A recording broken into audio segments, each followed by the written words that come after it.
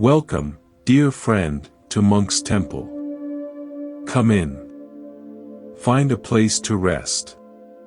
Perhaps you are in a room, lights low. Perhaps you are in a car, parked somewhere quiet. Wherever you are, let your body settle. Let the weight you carry find the earth beneath you. There is nothing to achieve here. No test to pass. We are simply going to sit together in the quiet truth of what you already are. You have been walking a long road, carrying a story about yourself that is not true. It whispers that you are flawed at the core. That your uncertainty is a weakness, your weariness a failure, your recurring pains a sign you are not trying hard enough. Tonight, we set that story down. Not by fighting it, but by seeing it clearly, and then looking beyond it, to what has always been here, waiting. Let me begin with a story from a place of immense stillness. The high-altitude salt flats of Bolivia, the Sala de Uyuni. For most of the year, it is a vast, cracked, white desert, stretching to the horizon, a landscape of stunning emptiness. But for a brief time, after the rains, a thin layer of water covers the plains. And when this happens, something magical occurs. The sky and the earth become indistinguishable. The clouds are reflected perfectly below. Stars at night appear at your feet. Walking across it, you feel as if you are suspended in the middle of the universe, with no up or down, no beginning or end. The horizon vanishes. Many travelers go there seeking that perfect reflection, that photo of endless sky. But the locals, the Aymara people, have a deeper understanding. They say the salt flat, in that state, is not showing you an illusion. It is showing you the true nature of reality. That the separation between earth and sky, between solid and liquid, between you and everything else, is thinner than we think. It is a temporary condition. When the water evaporates, the hard, cracked ground returns. The reflection is gone. But the truth it revealed, the profound interconnectedness, the illusion of separate horizons, remains. It was always there, just waiting for the conditions to be seen. Your mind, most of the time, is the dry, cracked salt flat. It feels solid, separate, defined by its fissures and boundaries. Your problems feel like permanent features on this hard landscape. But then, something happens. A moment of grief, a shock of beauty, a wave of exhaustion, and it rains. The thin layer of difficult emotion covers your inner world.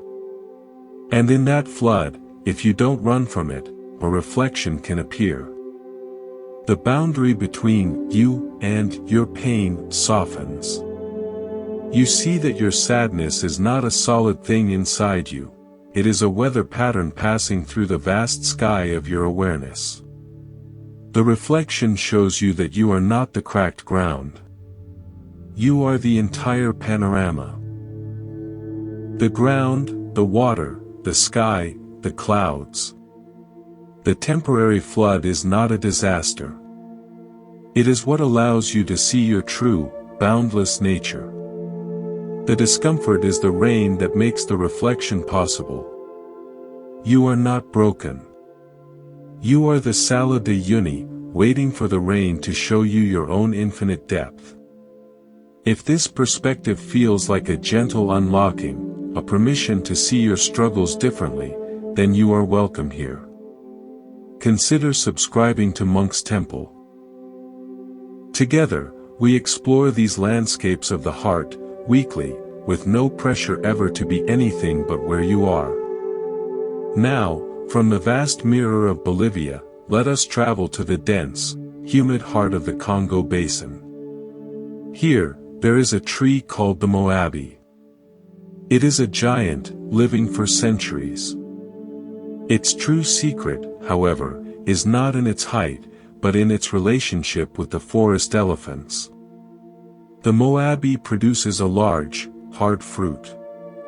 No other animal can crack it open. It falls to the forest floor, impenetrable. It waits. Sometimes for years. Then, an elephant passes. With immense strength and sensitive feet, it steps on the fruit, crushes the shell, and eats the rich nuts inside. The seeds within those nuts are remarkable. They cannot germinate unless they have passed through the elephant's digestive system. The acid scarifies them. The journey through the dark, turbulent gut prepares them for life. The elephant then wanders for miles, depositing the seeds, fertilized, in a new location. You have Moabi fruits in your life. Hard, impenetrable experiences. A loss that feels too solid to break open. A failure that seems like a dead end. You look at it lying on the ground of your past and think it is inert, useless, a monument to pain. You cannot crack it. But what you perceive as the crushing weight, the grief, the anxiety, the depression, that is the elephant's foot. It is the immense, compassionate pressure of life itself, trying to break you open not to destroy you, but to get to the nourishment inside. And the long, dark, disorienting journey through the gut of that experience, the feeling of being dissolved, of not knowing who you are, of being carried helplessly, that is the necessary preparation. It is scarifying your soul's seed. You are being broken down only to be planted somewhere new, somewhere you could never have reached on your own, with all the fertilizer you need to grow. That hard fruit is not your failure. It is your future, waiting for the elephant of time and experience to do its necessary, messy work. Of course, this process is achingly slow. We live in a culture of the fast sprout. We want results yesterday. We want to skip the digestion and just be the tall tree. But nature obeys a different rhythm. In the cold fjords of Norway, there is a deep-sea coral known as the Lophelia pertusa. It does not grow in warm, sunlit waters. It grows in perpetual darkness, under crushing pressure, in near-freezing temperatures. It grows about 1 millimeter per year. A coral colony that stands a meter tall is over 1,000 years old. It has been growing in the silent dark since before the Magna Carta was signed. It witnesses epochs in its gradual, invisible accumulation. Your deepest healing, your most profound character growth, is Lophelia coral work. It happens in the dark places, under pressure, away from the validating sunlight of praise and recognition. You cannot see it day to day. You may feel you are frozen in place, making no progress at all. But you are accruing, millimeter by silent millimeter, a structure of incredible resilience. One day, a submersible of self-reflection will shine a light into those depths, and you will discover a beautiful, intricate, and ancient strength you never knew you were building. This growth cannot be rushed. It is the work of centuries compressed into a single human lifetime. Be gentle. You are not slow. You are building a cathedral in the deep. Often, we try to build this inner structure by following blueprints given to us by others. We adopt identities. The healer, the warrior, the peacemaker, the successful one. We wear them like uniforms, hoping they will give us shape. But an identity is a story, and stories can become cages. I remember watching a master glassblower in Murano, Italy. He worked with a material called vitreous paste, creating intricate mosaics. He would take rods of colored glass, heat them, and stretch them into long, hair-thin filaments called flawed. Then, with impossible patience, he would arrange these filaments side by side to create a picture, a saint's face, a flowering branch. Seen from the front, it was a perfect, smooth image. But if you turned the mosaic over, you saw the truth, a chaotic, tangled, messy web of individual threads, glued together. The beautiful face existed only because of the hidden, complicated, interconnected knotwork behind it. The you that you present to the world, the identity you try to maintain. I am a calm person, I am a damaged person, I am a spiritual person, that is the smooth image on the front. It feels solid, singular. But the truth of you is the tangled, glorious, messy web on the backside. A thread of childhood wonder knotted against a strand of adolescent shame, woven with a filament of resilience from that time you got back up, intertwined with the colorful thread of a secret joy you never tell anyone about. The image is static. The tangle is alive, dynamic, interconnected. Trying to live only as the smooth image is exhausting. You are constantly hiding the beautiful, necessary mess that gives the image its depth and color. Stop trying to be the perfect saint's face. Honor the tangled, sticky, magnificent web that actually holds you together. That is where your true strength lies. When we cling too tightly to that front-facing image, the smallest crack can feel like a catastrophe. We must then learn the art of the Japanese wabi-sabi master, but not in the way you might think. I knew a man in Kyoto who repaired stone lanterns in ancient temples. He did not use invisible glue. When a lantern cracked from frost or time, he would use a technique called kintsugi for stone. He would mix gold dust with a specific, dark lacquer made from the sap of the urushi tree, and fill the crack. But he wouldn't stop there.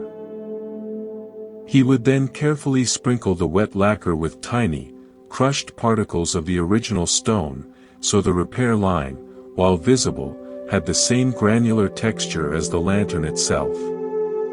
The repair was honored, made beautiful with gold, but it was also reintegrated. It didn't look like a foreign, shiny scar. It looked like the lantern had grown a golden vein, a new feature that belonged. Your emotional repairs, the ways you've mended after heartbreak, failure, or loss, are too often done with shame, hidden like bad glue. Or, in spiritual circles, they are done with a bright, shiny gold of positive affirmation that feels separate from the rest of you.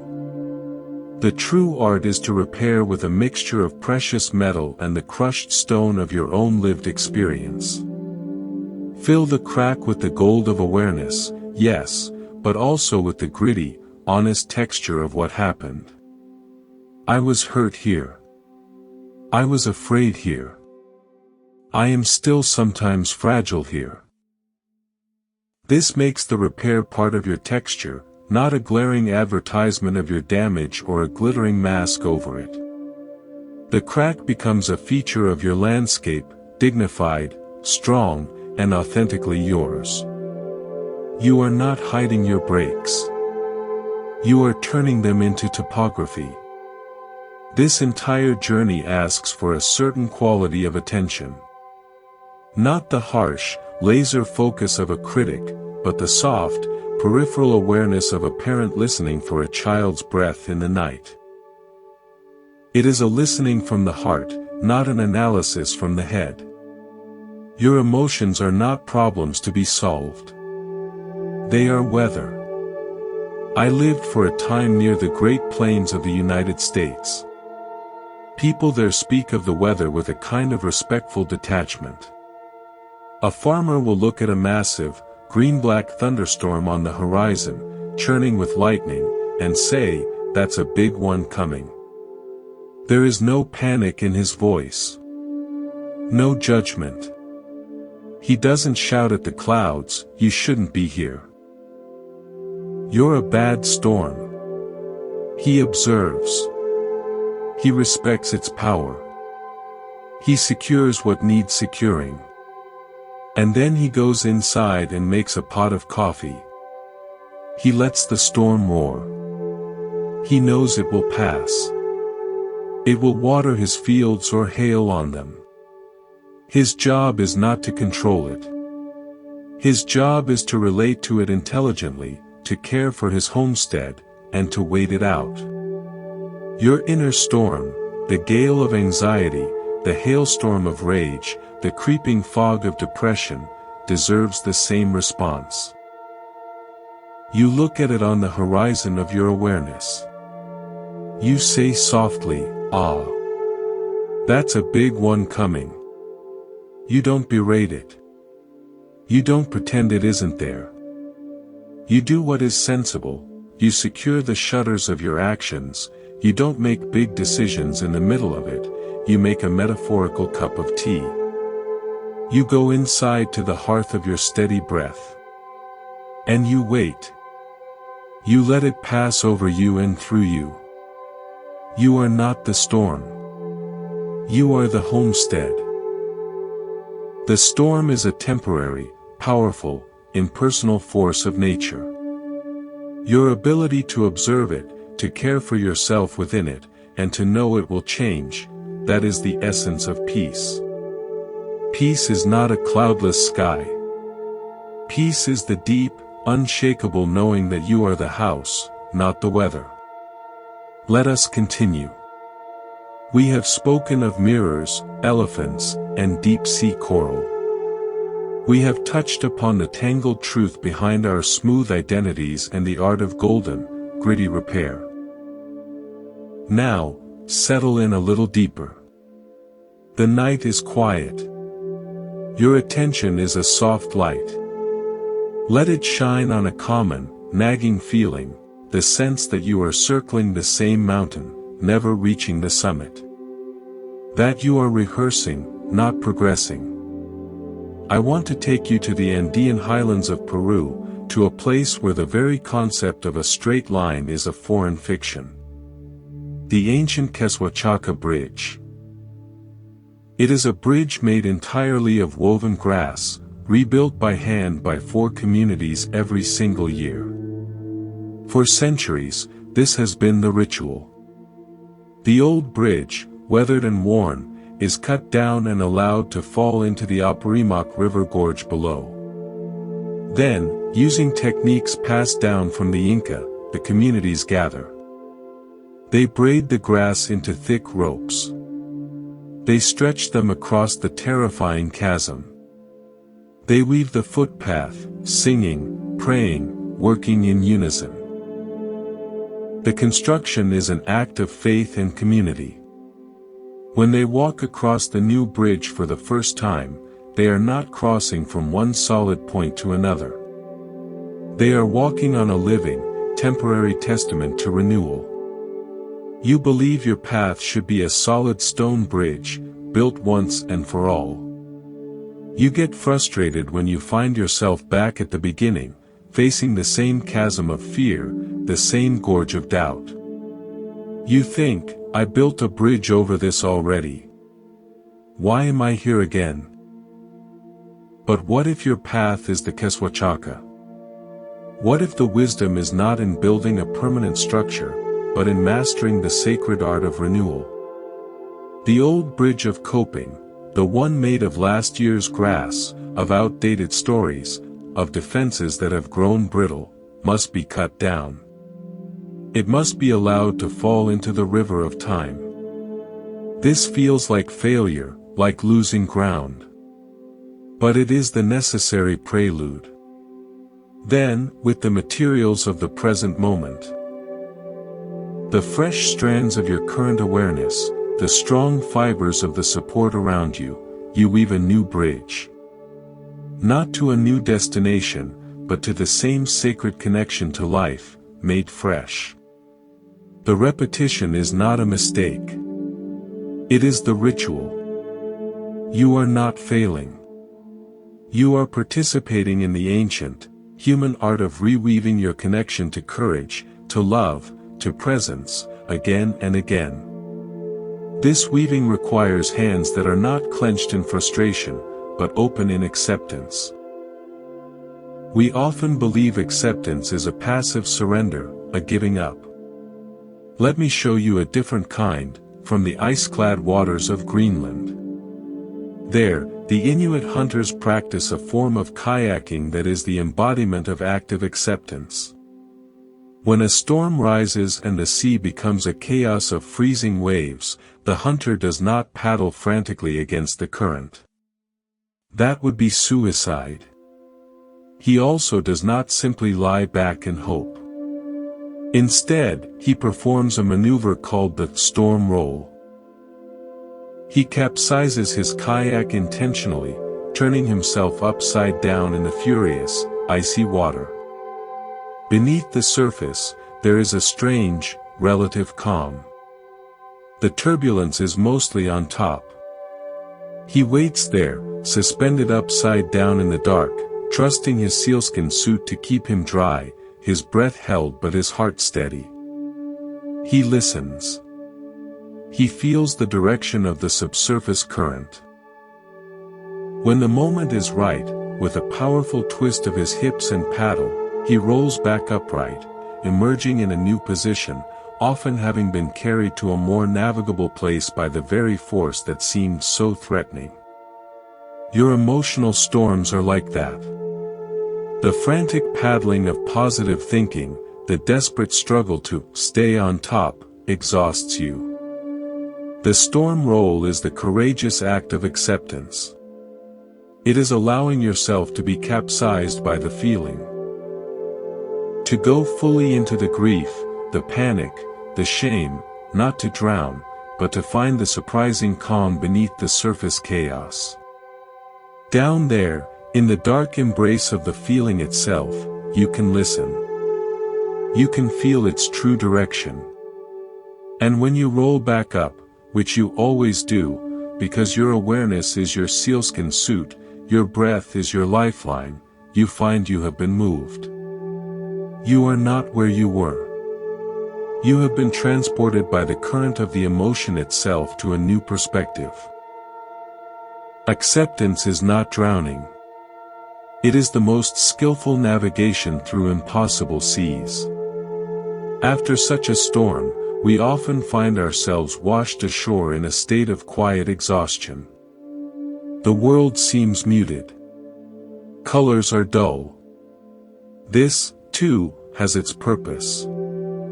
In the red rock deserts of Utah, there is a phenomenon called a biological soil crust. It looks like a dull, grayish, cracked painting on the sand between the sagebrush. For decades, it was considered mere dirt, worthless. But scientists discovered it is a living skin. It is a symbiotic community of lichens, mosses, cyanobacteria, and fungi. It holds the desert together, prevents erosion, fixes nitrogen, and retains water. It is the foundational life that makes all other plant life possible. And it is incredibly fragile. A single footprint can destroy a century of growth.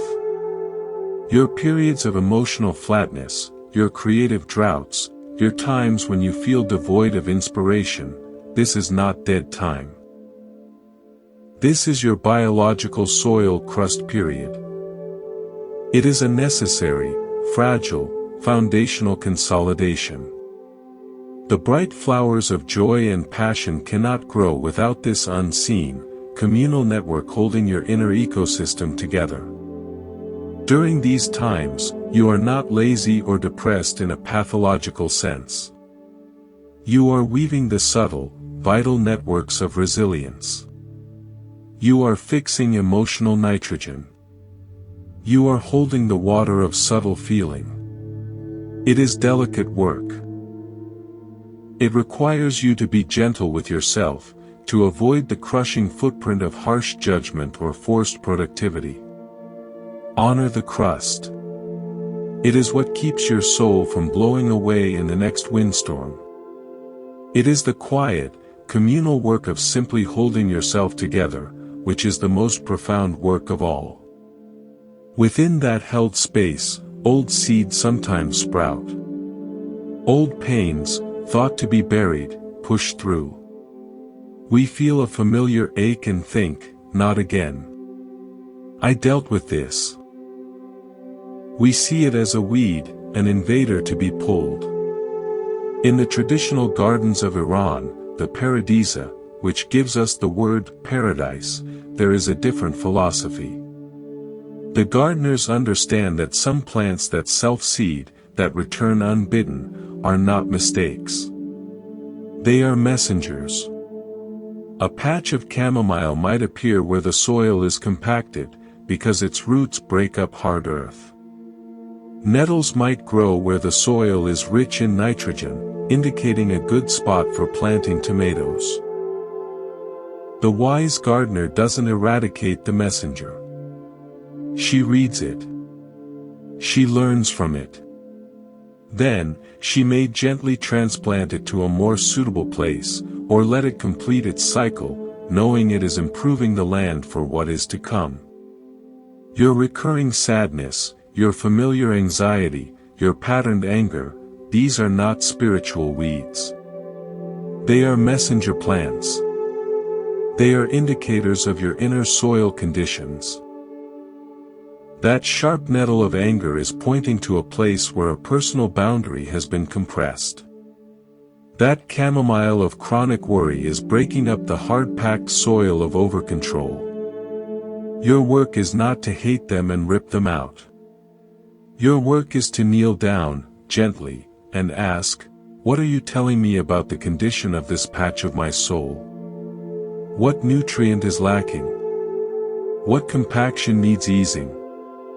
Then, you can respond with intelligence, not with violence, but with horticulture. You tend to the soil, not just the plant. The messenger, having delivered its news, will often transform or retreat on its own. This tending requires a patience that feels almost superhuman. We want immediate results. We want the garden in full bloom by tomorrow. But have you ever seen a valley after a wildfire? In California, after the flames have reduced a landscape to blackened sticks and ash, there is a period of utter devastation. Then comes the rain. And then, something miraculous, the fire poppy. A flower with delicate, bright orange petals that only germinates in the wake of a fire. Its seed can lie dormant in the soil for decades, waiting for the specific chemical signal from charred wood and the cleared canopy that a fire provides. It does not bloom in the carefully tilled garden. It blooms in the aftermath of what seems like total ruin. Your most beautiful, resilient qualities, your deep compassion, your authentic courage, your untamed creativity, are often fire poppies. They cannot be forced in the safe, well-manicured beds of a comfortable life. They awaken only after a conflagration. After the fire of loss, of betrayal, of dreams burning down. The ash of that experience is not waste, it is the necessary nutrient. The cleared space, free of the old choking brush of certainties, is the required condition. You look at the scorched earth of your life and see only devastation. But beneath that ash, a million tiny, tenacious seeds are receiving their long-awaited signal. They are preparing to bloom in a color you have never seen before. The ruin is not the end of your story. It is the precise, harsh, perfect beginning of a bloom that was always waiting for its time. Nurturing that bloom means releasing an old, heavy story, the story that your past is a chain that forever defines you. We carry memories like stones in a sack, believing their weight is our eternal penance. I learned a different way from the nomadic Tuareg people of the Sahara. They navigate not by maps, but by reading the stars and the dunes. They have a saying, the desert is made of the same sand, but no dune is a prison. When a sandstorm fills in their old trails, they do not spend days digging them out, lamenting the lost path. They read the new shapes of the dunes. They understand that the landscape is not malicious, it is simply being what it is, wind and sand. The old trail was just a temporary agreement with the wind. The new dune is a new agreement, offering a different, perhaps more beautiful, route. Your past is not a trail buried under sand, lost forever. It is the sand itself. The same essential material of experience. The painful memory, the regrettable choice, these are not permanent trenches you must forever stumble into. They are just dunes, shaped by the winds of circumstance and your younger understanding. You can spend your life trying to excavate the old trail of who I should have been, or you can learn to read the new landscape of who I am now. The dune of that old failure is not a wall. It is a vantage point. Climb it. Sit on its crest. See how far you can see from there. The desert of your life is vast, and it is constantly, beautifully, being reshaped. You are not trapped in an old path. You are free to learn the language of the new dunes. This freedom can feel unsettling. Without the familiar, heavy sack of stones, without the old, rutted trail, who are you? This brings us to the most courageous space of all. The space of not knowing. We fear this more than we fear pain. We will cling to a painful identity rather than face the open field of mystery. But in that open field, a different kind of knowing is born. Let me leave you with this image for part 2, from the boreal forests of Finland. There is a silence there in winter so profound it has a sound.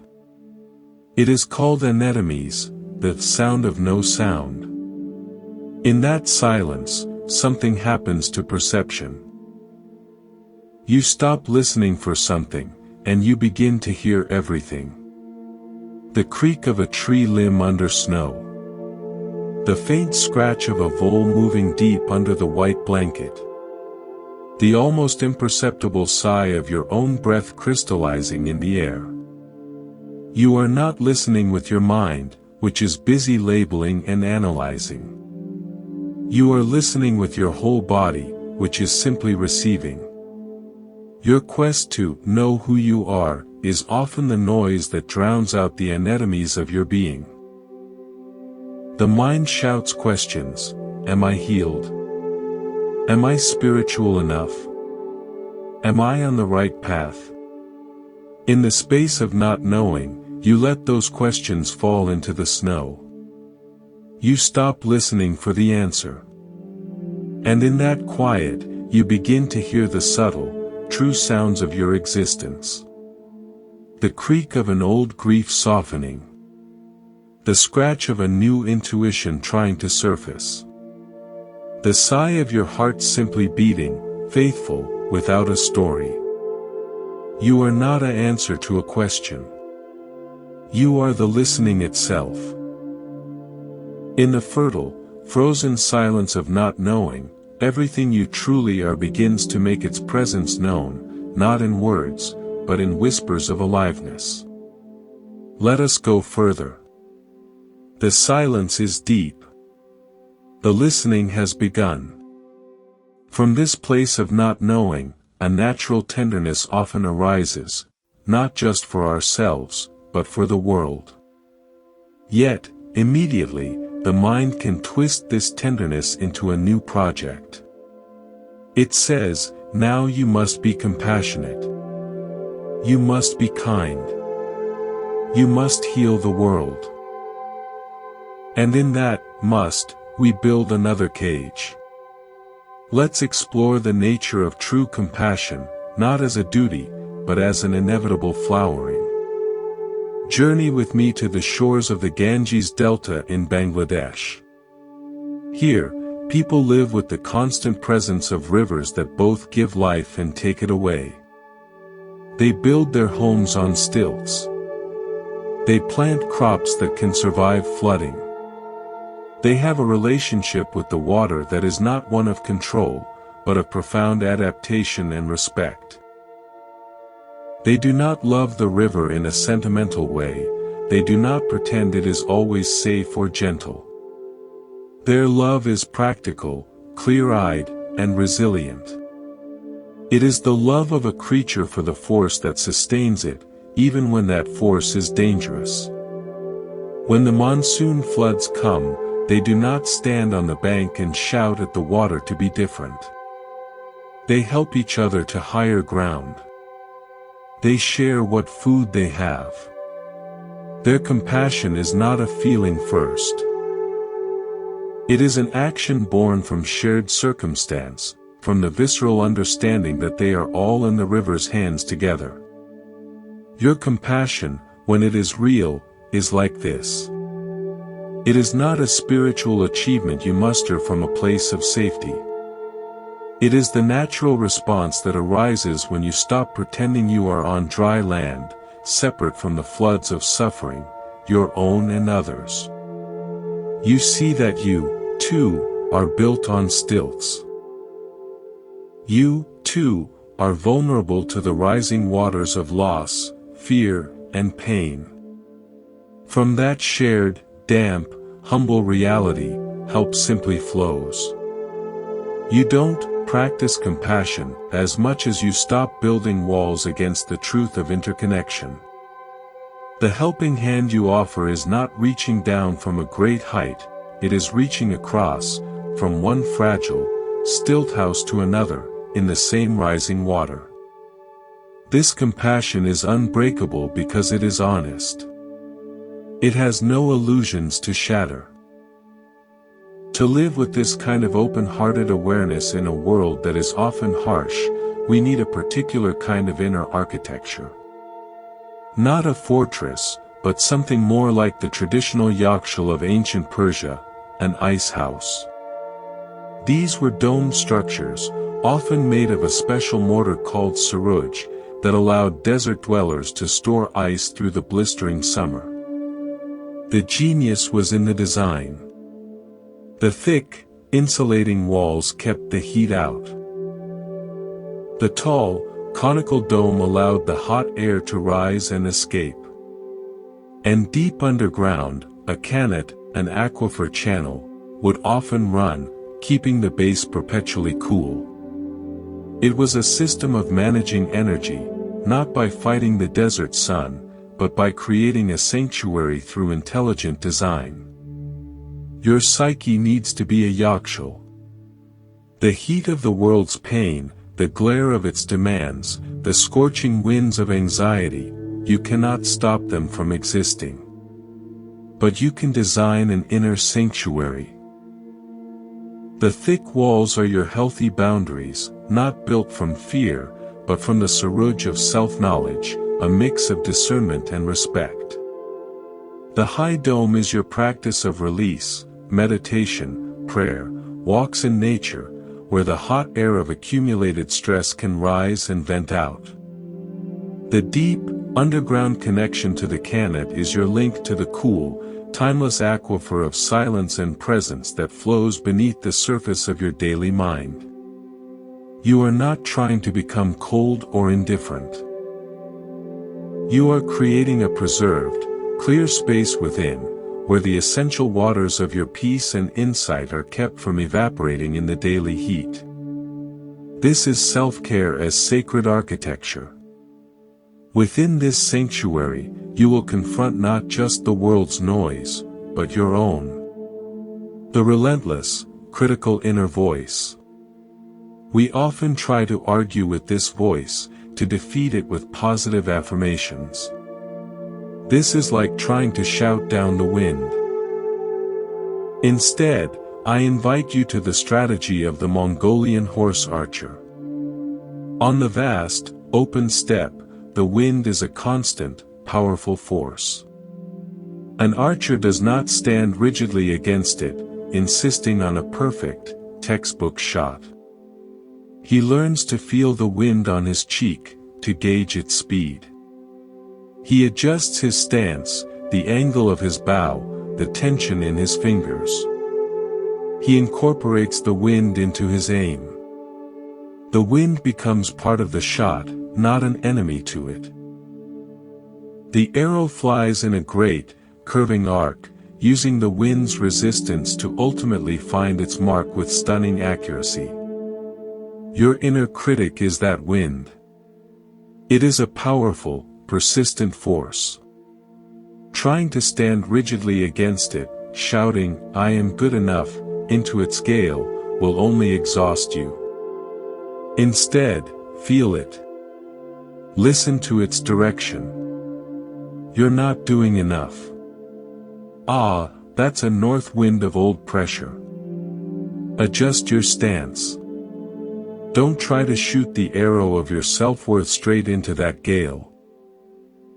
Angle your action toward something small and kind. Use the energy of the criticism, which is often a distorted form of a care for excellence, to propel you not toward frantic doing, but toward thoughtful, gentle action. Let the critic's voice become the very force that deepens your aim toward authentic, sustainable effort, not perfection. The critic, skillfully incorporated, can become a teacher of nuanced action, not a tyrant of shame. As you learn this subtle art of incorporation, of allowing without being swept away, you may notice a curious thing. The feelings you feared the most, the voids, the emptiness, the numb patches, begin to reveal a strange fertility. We run from emptiness as if it is death. But in the natural world, emptiness is the womb of form. Consider the cenotes of Mexico's Yucatan Peninsula. These are stunning, deep sinkholes filled with crystal-clear freshwater. To the ancient Maya, they were sacred portals to the underworld. Their formation is key. The limestone bedrock above a vast underground river collapses, creating a sudden, vertical shaft of space. That emptiness allows light to pour down into the darkness, illuminating waters that have flowed unseen for millennia. It creates a unique ecosystem, a meeting of worlds. Your feelings of emptiness, of spiritual or emotional collapse, are not a sign that you are failing. They may be the formation of a cenote. The solid, familiar bedrock of an old belief, about who you are, what you need, what your life is for, has dissolved. It has collapsed. What is left is a terrifying, open shaft. You look down into darkness. But wait. Let the light of your attention pour down that shaft. What you will illuminate is not a void, but a deep, clear, flowing aquifer of your true being that was always there, running beneath the surface of your personality. This inner cenote becomes a sacred portal. It is where the surface world of your roles meets the deep, underground river of your soul. The emptiness is the space that makes this meeting possible. Do not rush to fill it with new rocks. Let it be. Swim in its clear, cool waters. This is not a hollowing out. It is a deepening beyond measure. From the depths of the cenote, we slowly rise back to the surface of daily life. And here, we face the most delicate task. Engaging with the world without losing our sanctuary, without being captured by old stories. This is the dance of the middle way, but let's envision it through a different lens. In the intricate art of Georgian polyphonic singing, three vocal parts weave together: a steady, deep bass drone, the bam, a melodic middle voice, the madzikili, and a soaring, ornamented top voice, the kremanchili. The magic is in the tension. The top voice flies with incredible freedom, with wild, bird-like trills. But it is utterly dependent on the unwavering, foundational drone of the bass. If the top voice tries to become the drone, the music loses its flight. If the drone tries to become the melody, it loses its grounding. The beauty is in the interdependent relationship, the grounded foundation allowing for ecstatic freedom. Your spiritual life is this polyphony. The deep, steady drone is your daily practice, your mundane routines, your connection to your body and breath, the unglamorous, essential ground. The middle voice is your engaged life, your work, relationships, responsibilities, carrying the recognizable melody of your values. The soaring top voice is your insight, your creativity, your moments of transcendence and joy. Problems arise when you get stuck in one voice. You might live only in the high, trilling kremanchili, floating above life, disconnected and ungrounded, spiritual bypassing. Or you might get stuck in the monotone drone of routine, forgetting the melody and the flight, mundane drudgery. The path is to sing all three, simultaneously. To let your groundedness support your engagement, and to let your engagement be illuminated by your moments of soaring insight. You are not just the singer of one note. You are the entire, complex, beautiful chord. Holding this chord in the midst of life's dissonance requires a heart that has been made resilient, not hard. There is a difference. I think of the work of the shakuhachi flute makers in Japan. To make a great flute, you cannot use young, soft bamboo. You must use bamboo that has endured seasons, that has been scored by wind, marked by insect bites, thickened by time. The craftsman seeks out these flaws. He knows the nodes where the bamboo was damaged and healed are denser, creating a more complex, interesting, and beautiful resonance in the final instrument. He doesn't seek perfect, unblemished cane. He seeks cane with a story written on its body by life. The flaws are not repaired, they are selected for. They become the source of the instrument's unique voice. You are a shakuhachi being crafted by experience. The places where you have been scarred by loss, where you bear the marks of grief, where you have thickened in response to pressure, these are not imperfections to be sanded away. They are the nodes of your character. They are what will give your life its unique timbre, its depth of resonance, its ability to sound notes of understanding that a perfectly smooth, untested life simply cannot. Do not curse your scars. Do not hide your thickened, hardened nodes. They are the material from which the song of your wisdom is being formed. Your value is not in spite of your wounds, but because of the particular, irreplicable texture they have given you. This is the work. It is slow. It is the work of a lifetime. And as you do it, you may find that the very idea of a healing journey begins to feel like a story you no longer need to tell. You realize you are not traveling to a destination called healed. You are learning to inhabit the journey itself, as it is, with all its weather. You are coming home to the present tense of your own existence. Let us pause here, at the midpoint of our exploration. The sanctuary is built. The critic's wind is in your hair. The deep waters of the cenote are clear.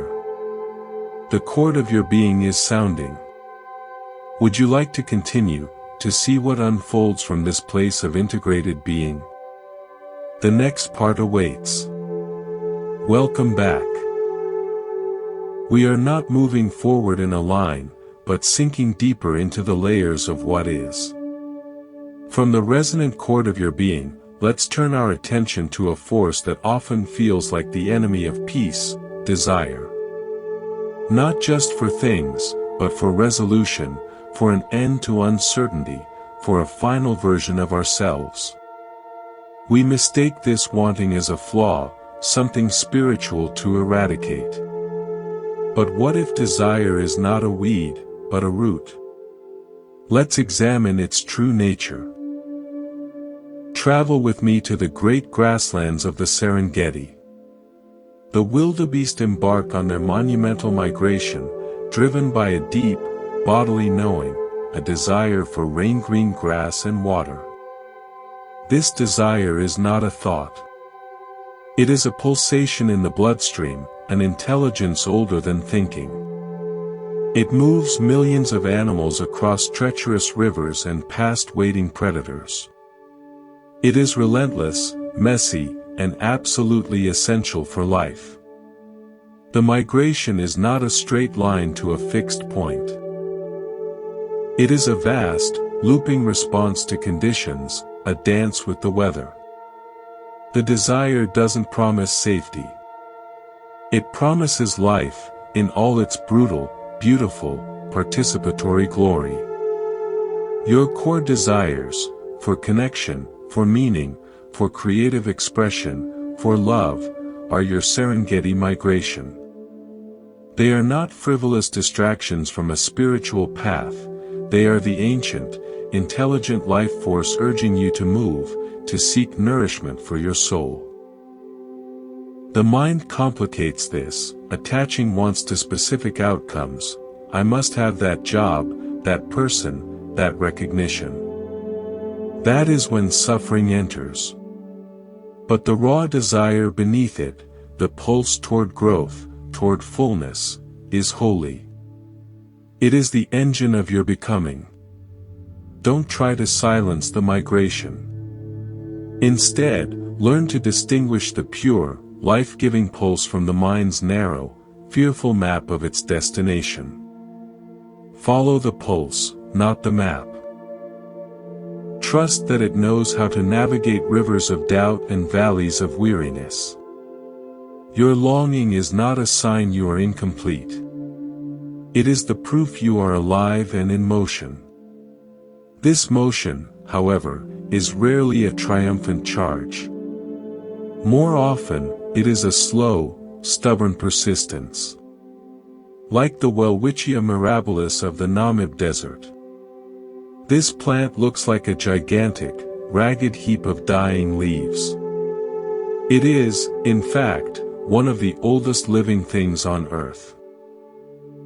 It survives in near-zero rainfall by harvesting moisture from the ocean fog that rolls in at dawn.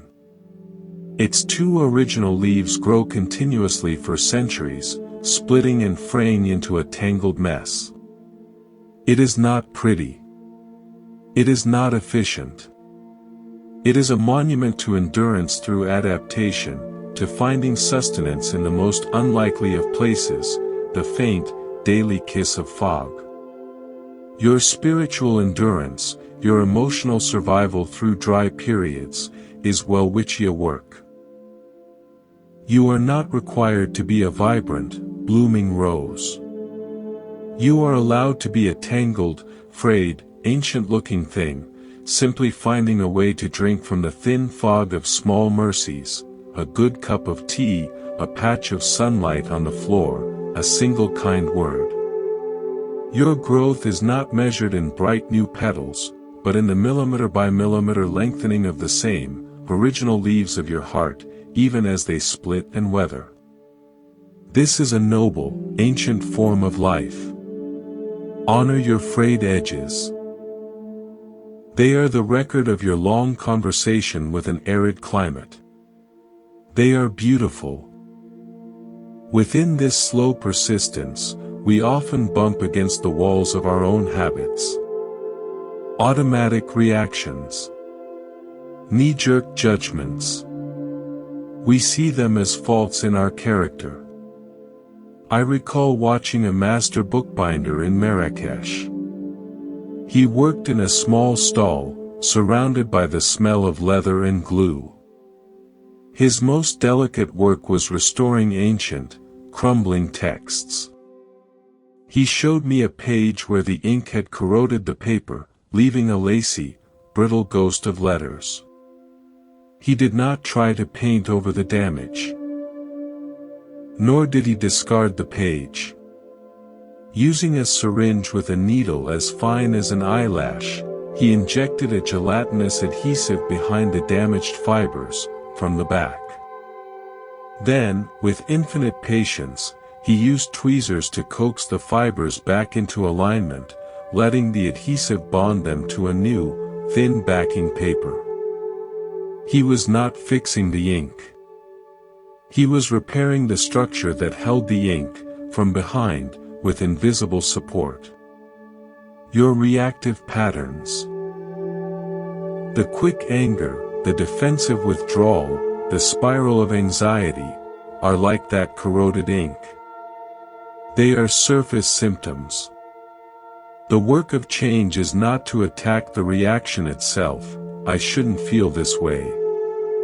That is like angrily redrawing the faded letters. The work is the bookbinder's work. It is to apply the gentle adhesive of mindful attention to the structure behind the reaction, the fragile, torn fibers of belief, the worn-out backing of old self-images. You provide support from the unseen side. You realign the foundational narrative with tenderness. The reaction may still appear, but it is no longer unsupported.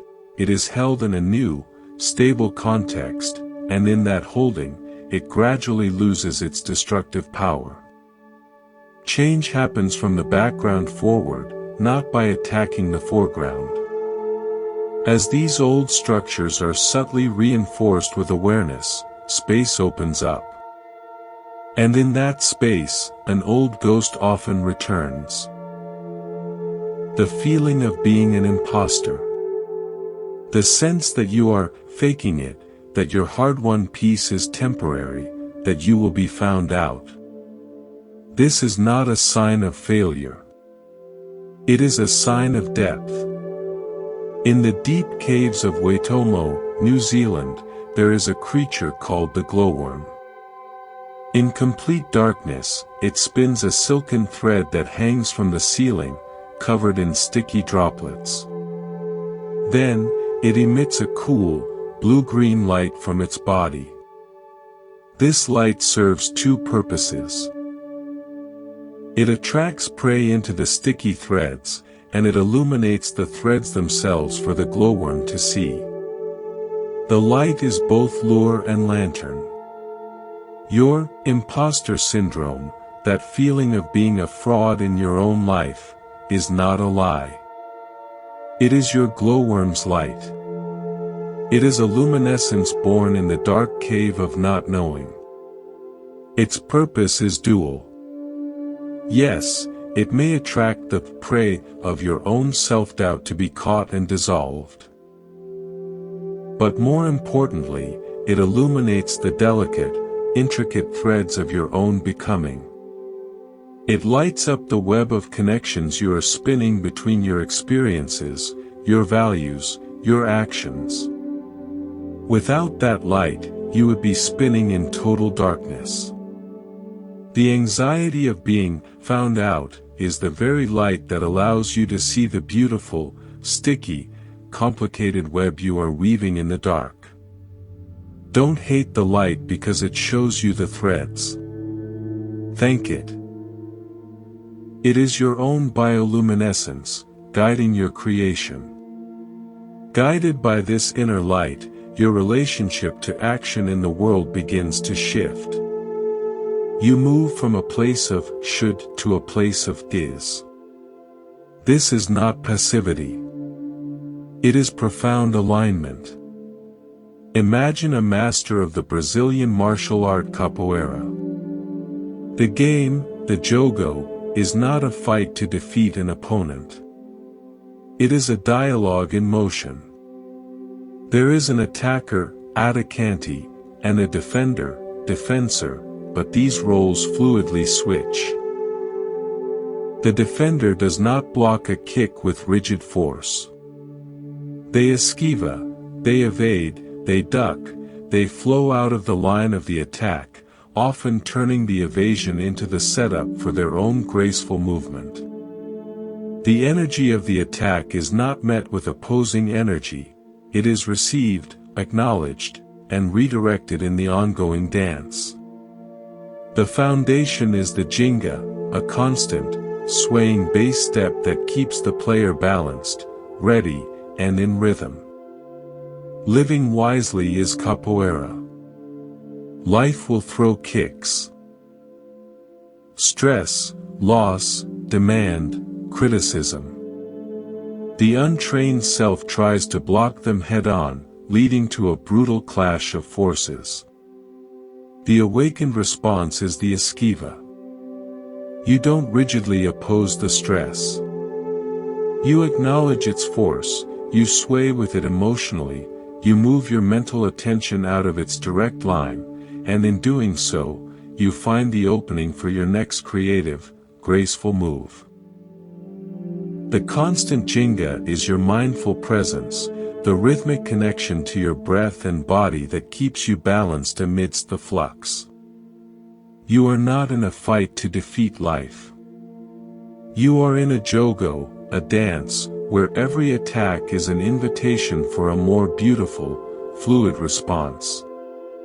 Your power lies in your agility, your receptivity, and your deep, rhythmic connection to the ground of being. This dance requires a lightness of being, a willingness to not take every thought and feeling so damn seriously. We burden ourselves with the monumental importance of our inner drama. In the alpine meadows of the Swiss Alps, there is a charming corrective, the marmot. These rotund creatures are relentless communicators. They stand on their hind legs and emit sharp, piercing whistles at any perceived threat, a shadow, an eagle, a hiker. The whole colony will erupt in whistles. It is a cacophony of alarm. And then, 5 minutes later, if the threat is gone, they are back to sunning themselves on rocks, nibbling flowers, utterly relaxed. The alarm was total. The relaxation is total. They hold nothing back, and they hold on to nothing. Your mind is a colony of marmots. Thoughts arise like alarm whistles, danger, inadequacy, past mistake, future worry. The practice is not to stop the whistles, that's their nature. The practice is to learn from the marmot's second act, the complete and total letting go. The threat whistle passes. Let it. Don't build a monument to it. Don't analyze its tone for hours. Don't gather the colony to re-whistle about the previous whistle. Let the thought pass, and then, like the marmot, return to sunning yourself in the simple, present fact of being alive. The mind's job is to whistle. Your job is to not move in and build a permanent home where it pointed. From this place of non-grasping, a deep and quiet joy can begin to surface. Not the explosive happiness of achievement, but the steady contentment of participation. Like the Baran fishermen of the Thai islands who practiced the ancient method of fishing with trained otters. The man does not fight the sea. The otter does not fight the fish. There is a collaboration. The fisherman reads the tides and the moonlight. The otter dives and herds fish into the net. There is skill, tradition, and a deep mutual trust. The joy is not in the capture alone, but in the harmonious, age-old dance of human, animal, and ocean, each playing their part in a system of sustenance. Your joy will be found not in conquering your life, but in collaborating with it. You are the fisherman, reading the inner tides of your energy. Your awareness is the otter, skilled and instinctual, helping to herd your scattered energies toward purposeful action. Life itself is the ocean, vast and providing. The catch, the moments of creativity, connection, peace, is the natural result of this collaborative dance, not a trophy seized by force.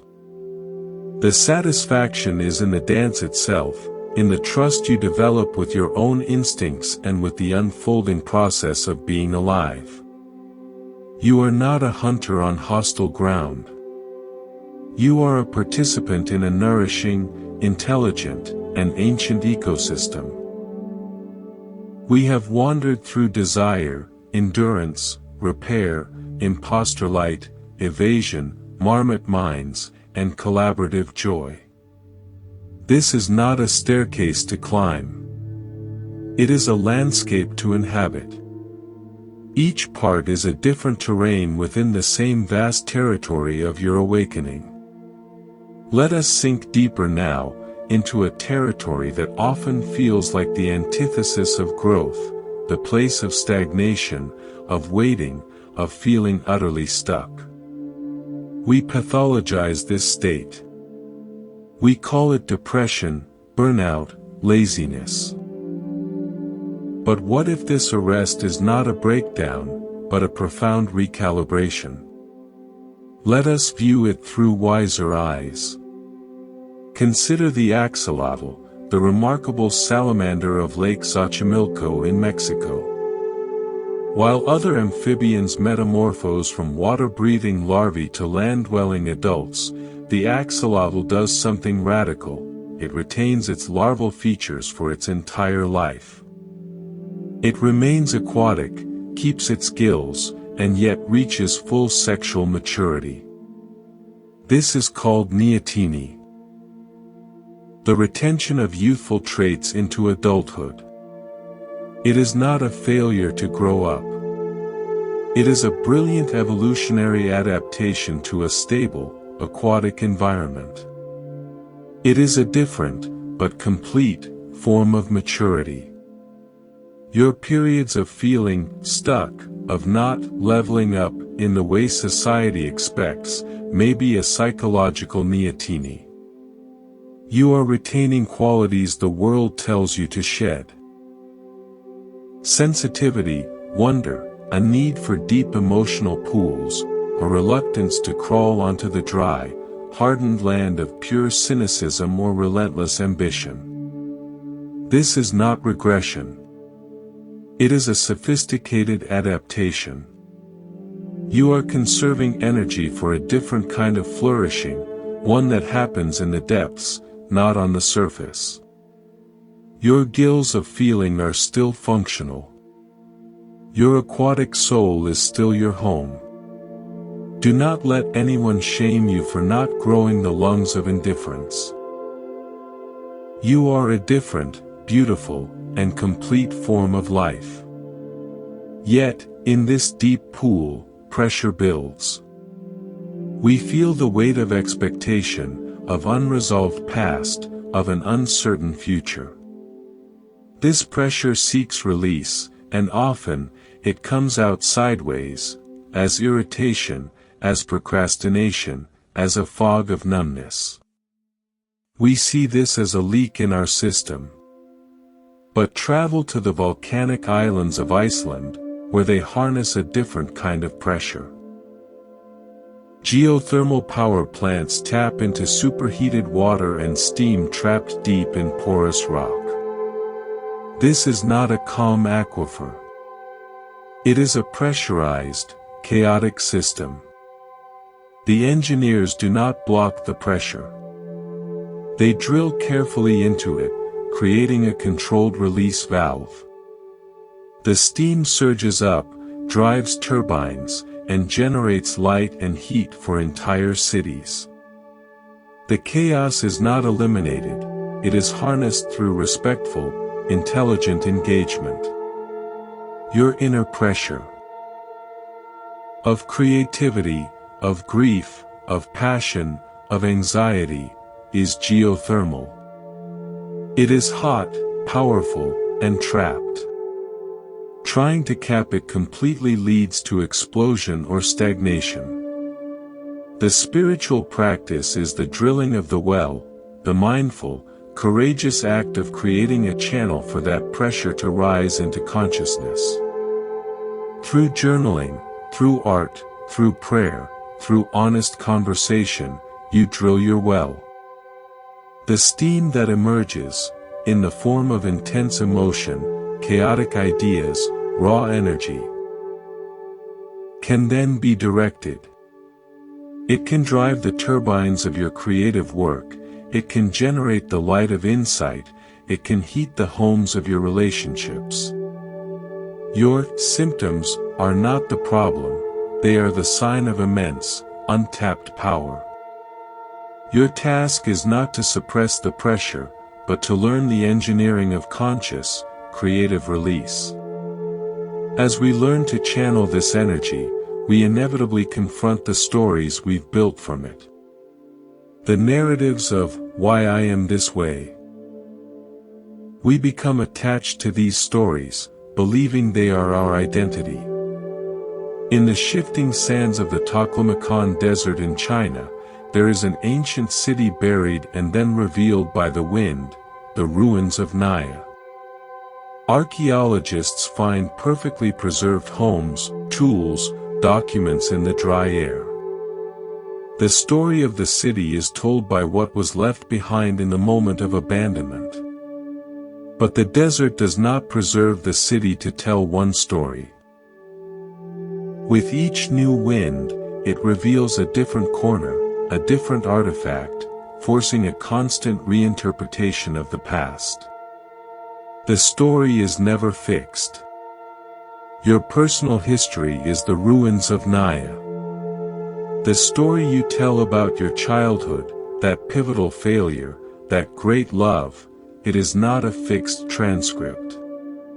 It is a collection of artifacts preserved in the dry air of memory. And the wind of present awareness is always blowing, revealing new artifacts, casting old ones in a new light. The story of why I am broken is just one interpretation, based on the artifacts you were looking at yesterday.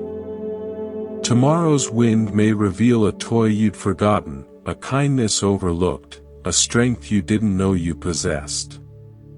Do not chain yourself to a single archaeological report on your own ruins. Allow the wind to keep blowing. Let your story remain alive, changeable, and wonderfully incomplete. Releasing our grip on a fixed story creates a vulnerable, open space. And into this space, if we are quiet, comes a voice of profound simplicity. Not the complex voice of the therapist or the guru, but the direct knowing of the body. We have been taught to mistrust it. Let's learn from the Sami people of Arctic Scandinavia and their relationship with the reindeer. The herder does not control the herd with fences and commands. He follows. His survival depends on an exquisite, wordless attunement. He reads the weather in the reindeer's behavior. He knows when they are restless before a storm, when they are calm because they sense good grazing ahead. He trusts the reindeer's ancient, embodied intelligence more than any map. His leadership is a form of deep, responsive following. Your body is your reindeer herd. It possesses an intelligence far older and often wiser than your thinking mind. Its tensions, its fatigue, its bursts of energy, its gut feelings, these are not random noise. They are communications about the inner weather, about the grazing available for your soul. The practice is to become the Sami herder of your own physical being. Stop trying to command it with rigid schedules and forced discipline. Follow it. Attend to its restlessness. Honor its need for rest. Trust its intuitive pulls towards certain people, places, or activities. Your body is not a vehicle for your head. It is the herd, carrying the ancient wisdom of life itself. Your mind's job is to listen, to follow, and to care for it, not the other way around. This embodied listening naturally softens our edges. It makes us more permeable. And this permeability is often mistaken for weakness. We fear that without our rigid boundaries, we will be overwhelmed, invaded, lost. But consider the banyan tree of India. It begins life as a seed dropped in the crevice of another tree. It sends down aerial roots from its branches, which thicken into secondary trunks, supporting the ever-expanding canopy. A single banyan can appear as a small forest. Its strength is not in a single, solid, impermeable trunk. Its strength is in its multiplicity, in its interconnected, supportive network. It is strong because it is permeable, because it has integrated many supports into one living system. Your emotional strength is banyan-like. It does not come from a hard, impenetrable shell around a single, fragile identity. It comes from allowing your awareness to send down roots of connection, to your past selves, to your present community, to nature, to silence, until you are held up by a living network. You become a grove, not a solitary pole. You can withstand storms because the force is distributed through a web of interconnected supports. Permeability is not a flaw that lets the world in to harm you. It is the mechanism that allows you to grow a forest of resilience within yourself. Let the aerial roots of compassion, curiosity, and connection grow down. They will become your trunks. From this place of interconnected strength, our view of others transforms. We stop seeing people as isolated actors of good or evil, and begin to see them as ecosystems. I once watched a master ikebana artist in Japan create a minimalist arrangement. She spent minutes observing a single branch. Its curves, its scars, the way the light hit a bud. She did not see a beautiful branch and an ugly branch. She saw a narrative of growth, struggle, and potential in each one. Her art was not about imposing her will on the flowers, but about creating a space where the inherent story of each element could be seen in relationship to the others, and to the empty space around them. When you look at another person, especially one who frustrates or hurts you, practice ikebana vision. Do not just see their surface behavior, the bloom or the thorn. See the branch. See the curve shaped by the wind of their upbringing. See the scar from an old break. See the tiny bud of a potential they may not even be aware of. Your role is not to prune them into a shape you prefer. Your role is to behold them, as the artist beholds the branch, with respect for their entire, complex story, and to consider how your own presence in the arrangement creates a relationship of harmony, of tension, of space. This seeing dissolves blame and cultivates a breathtaking, silent compassion. You are not here to fix other people's branches. You are here to behold the incredible, unique story of growth in each one, including your own. This humble, beholding presence is the greatest gift we can offer a suffering world. It is also the seed of the most profound action. We think we must choose between meditation and activism, between inner peace and outer fury.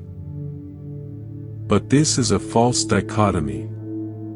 The model is the gray whale of the Pacific. It undertakes one of the longest migrations of any mammal, from the Arctic to the lagoons of Baja California.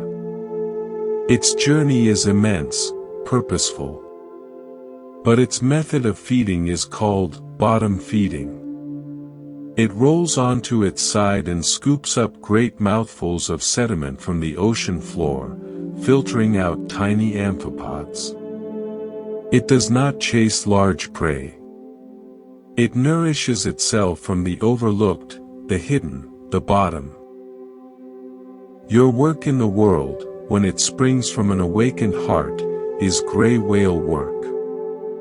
It is a long migration toward healing, guided by deep instincts. But its daily sustenance comes from bottom feeding.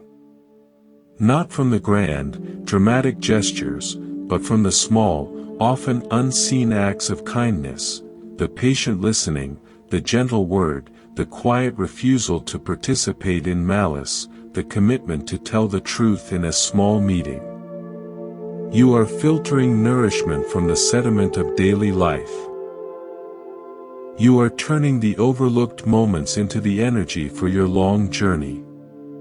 Do not despair that you are not constantly breaching in spectacular protest. Your steady, consistent, bottom-feeding compassion is what sustains the entire, magnificent migration of your life's purpose. We have traversed from the axolotl's wise stagnation to the geothermal pressure of our pain, from the shifting stories of our personal ruins to the embodied wisdom of the reindeer herder. We have seen strength as a banyan grove, compassion as ikebana, and action as the gray whale's slow, nourishing migration. This is not a path out of humanity, but a path deeper into its most intelligent, connected, and resilient forms. Now, let us turn our gaze to a subtle but powerful force that shapes our inner landscape, the stories we inherit. Not just personal ones, but the cultural, familial, and societal narratives that tell us what success, worth, and a good life look like. We breathe these stories in like air, often mistaking them for reality. Unraveling them is not an act of rebellion, but an act of returning home to a truth that is older and quieter. Imagine the Uluru monolith in the heart of Australia. To the Anangu people, it is not a passive rock to be climbed. It is a living text. Every curve, cave, and fissure holds a Chukurpa story, a narrative of ancestral beings that encodes law, ecology, and identity. The Anangu do not see the rock and then apply stories to it. They see the stories as the rock. The physical form and the narrative are inseparable. Their relationship with Uluru is one of custodianship, not conquest. They listen to it. They learn from it. They protect it. You have your own inner Chukurpa. The stories you inherited, you must be strong, you are the sensitive one, pleasure is suspect, achievement is everything, are not just ideas. They have shaped the very geology of your psyche. They have carved canyons of ambition, ridges of fear, and valleys of longing. The first step to freedom is not to reject these stories, but to recognize them as stories. To see that the canyon is not just a canyon, it is the groove of never enough. The ridge is not just a ridge, it is the wall of don't be vulnerable. You become the Ananga custodian of your own inner landscape. You learn its stories so you can care for it wisely, not be ruled by its ancient, unconscious dictates. Custodianship requires a different kind of vision. We are often taught to focus, to laser in on goals, flaws, solutions. But healing often comes from the opposite. Peripheral awareness. In the art of the Rajasthani miniature painting, the most exquisite details are not always in the center. A tiny, distant figure in the corner may hold a crucial part of the story. The artist understands that life happens in the margins, in the background, in the relationships between things, not just in the starring roles. To understand the painting, your gaze must soften and widen. Your pain may be the central, glaring figure in your inner painting right now. You focus on it, analyze it, try to repaint it. But healing might be waiting in the periphery. In the faint memory of a comforting smell from childhood, lingering in the corner. In the subtle sensation of warmth in your hands when you are kind to someone. In the almost forgotten dream you had last week. Soften your focus. Widen your gaze. What details are in the margins of this moment? What background colors are shaping your mood? The answer to your central struggle is rarely found by staring harder at the struggle. It is found by appreciating the entire, intricate composition of your being, including the quiet, beautiful details you've been overlooking. As we widen our gaze, we often encounter a quiet, persistent background hum, the fear of being ordinary. We are addicted to the drama of breakthrough, the mythology of the hero's journey. But what of the wisdom found in steadiness? Consider the Lincoln long wool sheep of England.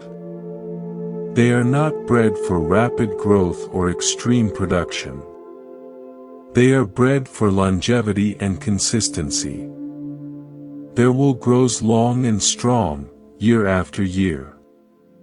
They are robust, adaptable, and known for their calm disposition. Their value is not in a single spectacular yield, but in their reliable, sustainable presence over a lifetime. Your spiritual worth is not measured in the drama of your epiphanies, but in the long-wool quality of your presence. Are you a little more patient today than you were a year ago? A little quicker to forgive yourself?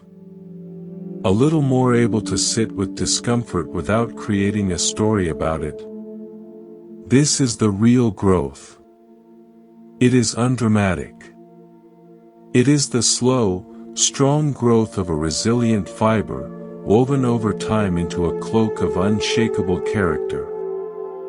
Stop chasing the fireworks of transformation. Tend to the steady, quiet animal of your everyday awareness. Its consistent, gentle yield is what will truly clothe you in wisdom. This steady presence allows us to hold space for others without being consumed.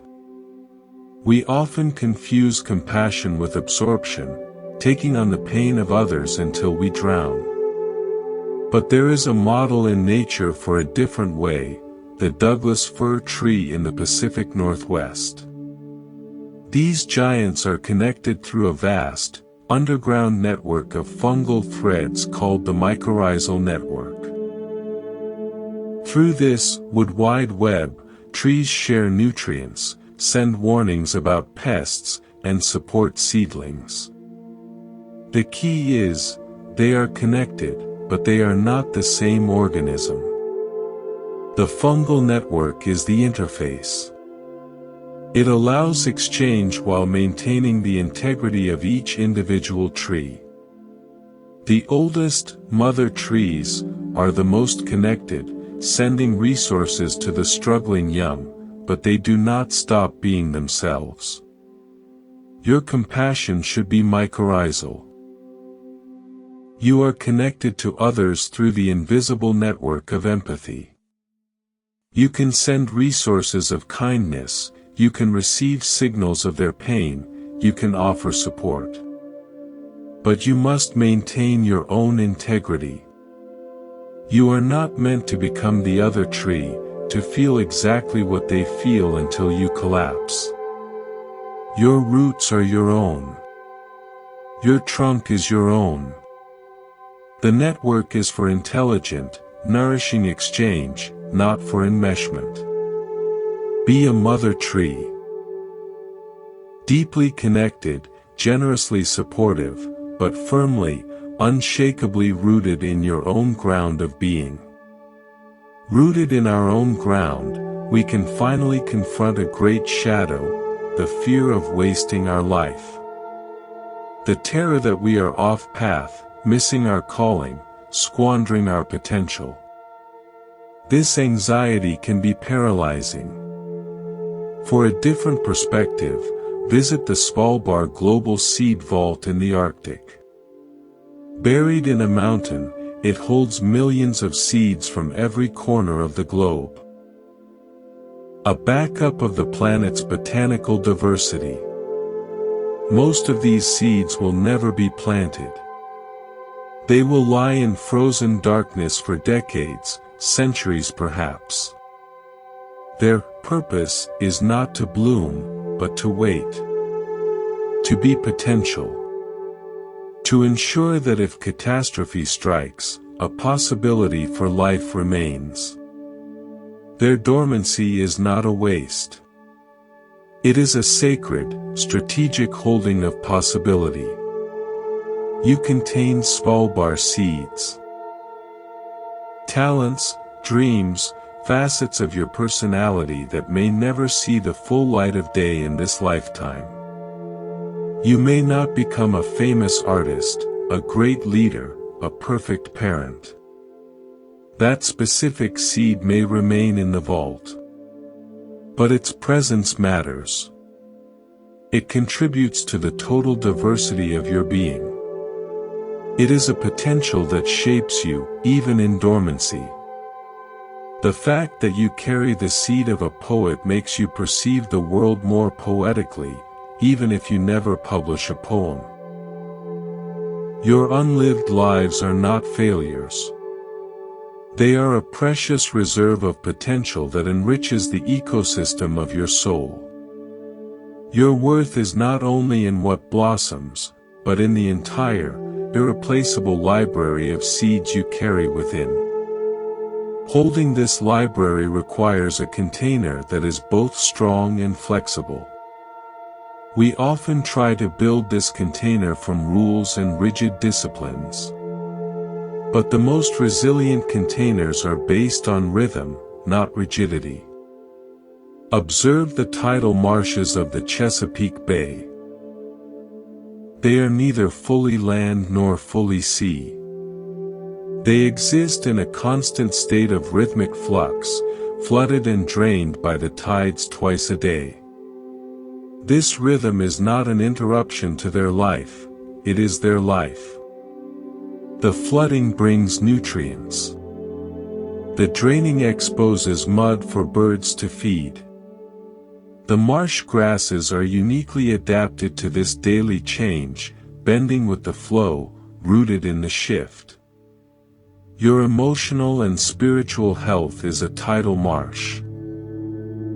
You need rhythms of engagement and withdrawal, expression and silence, activity and rest. Trying to maintain a permanent state of high tide, productivity, sociability, or low tide, retreat, rest, will kill the vibrant life within you. Honor your natural tides.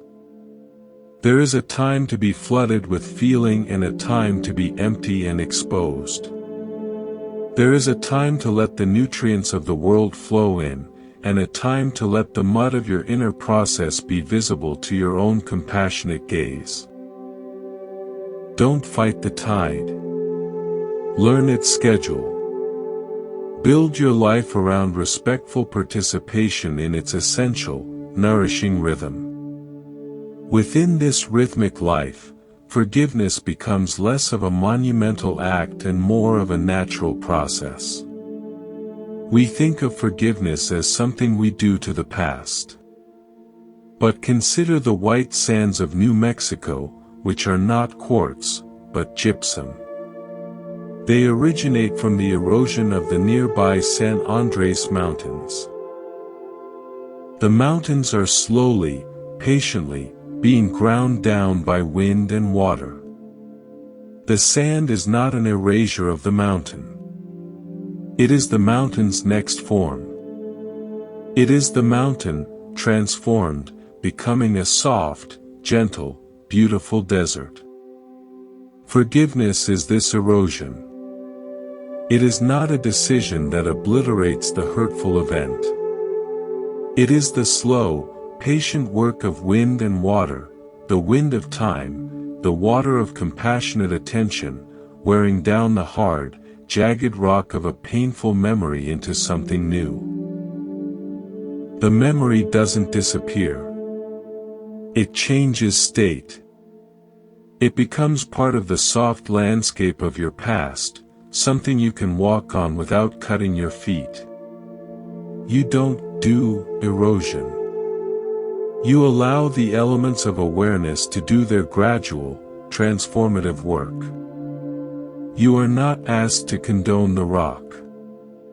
You are invited to witness, and participate in, its inevitable, graceful transformation into sand.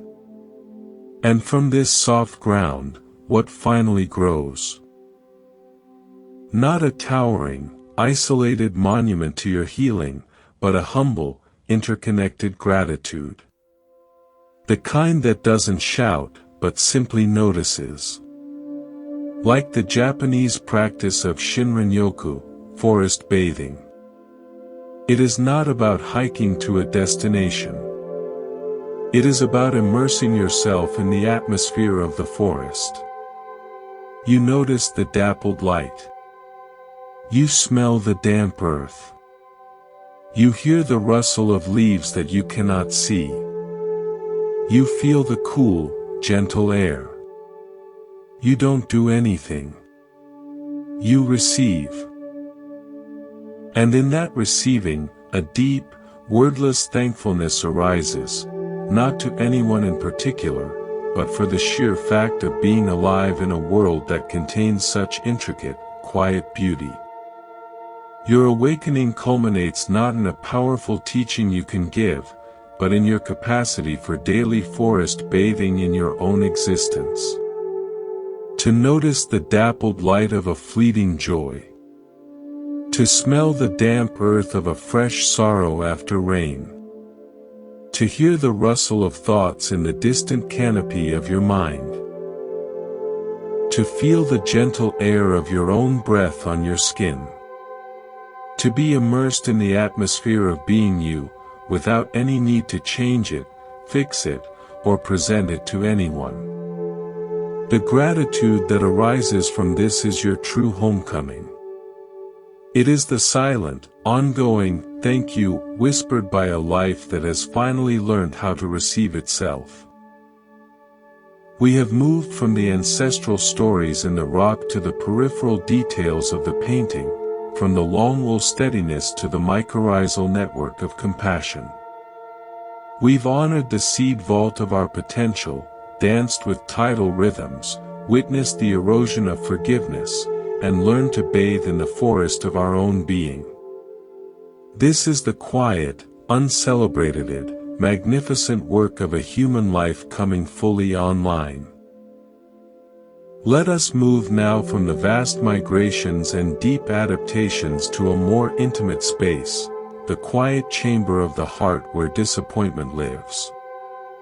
We often see disappointment as a sign that we aimed wrong, hoped foolishly, or failed to manifest correctly. We treat it as a spiritual error. But what if disappointment is not a mistake, but a vital form of orientation, a compass that points not to what we've lost, but to what we truly value? Consider the Atacama Desert in Chile, the driest non-polar place on Earth. There are riverbeds there, called quebradas, that have been bone dry for thousands of years.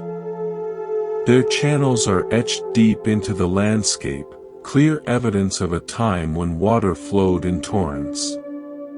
To walk through one is to walk through the ghost of a river. The emptiness is profound. Yet, this very emptiness, this deep-cut channel, is what guides the rare, precious rainfall when it finally comes. The water doesn't spread out and vanish into the sand, it finds the old, waiting pathway and flows with sudden, miraculous purpose. The channel of absence creates the future path of presence. Your heart's disappointments carve quebradas. The loss of a dream, the end of a relationship, the failure of a plan, these experiences cut deep channels of emptiness. It is painful. It feels like a desertification of the soul. But these channels are not flaws. They are the precise, sculpted pathways that will one day guide the waters of a truer fulfillment. The hope that was disappointed was water that didn't fit the true shape of your soul's terrain. The emptiness that remains is a clearer map. When the right rain comes, the right opportunity, the right love, the right calling, it will not scatter and be lost. It will find these deep grooves of learned longing and flow with a power that astonishes you. Your disappointment is not proof you hoped for the wrong thing, it is the landscape being carved to receive the right thing. Of course, waiting in that carved emptiness requires a fortitude that feels impossible. We want to fill it immediately with noise, with distraction, with a new, shinier hope. This is where we must learn the wisdom of dormancy. In the boreal forests of Canada, the fireweed is a first responder. After a forest fire rages, turning everything to charcoal, the fireweed is often the first plant to rise, a tall spire of magenta flowers rising defiantly from the ash. But its secret is in its seed. A single fireweed plant can produce up to 80,000 seeds. And these seeds can lie dormant in the soil, not for years, but for decades, waiting for the specific chemical signal from charred wood and the clear, open sunlight that only a fire provides. The seed does not fret in the dark soil. It does not try to sprout in the shade of the old forest. It waits. It listens for the crash of the ecosystem that will be its home. Your spirit holds fireweed seeds. Your periods of inactivity, of feeling dormant, of seeing no visible growth, this is not death. It is intelligent waiting. You are listening for the signal that your particular form of beauty requires. That signal might be the heat of a great loss that clears the choking canopy of old assumptions. It might be the open space created by a collapsed belief.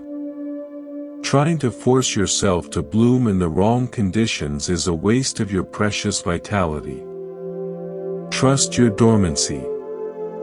You are not lazy. You are a repository of future color, waiting for the world to become the right kind of empty so you can finally rise. While dormant, we are often visited by memories, not as gentle recollections, but as vivid, sensory storms. We think this is a failure to live in the present. But perhaps memory is not a ghost haunting us. Perhaps it is an archaeologist, carefully brushing sand off an artifact we need to see now. In the Cappadocia region of Turkey, people once carved entire cities underground to hide from invaders.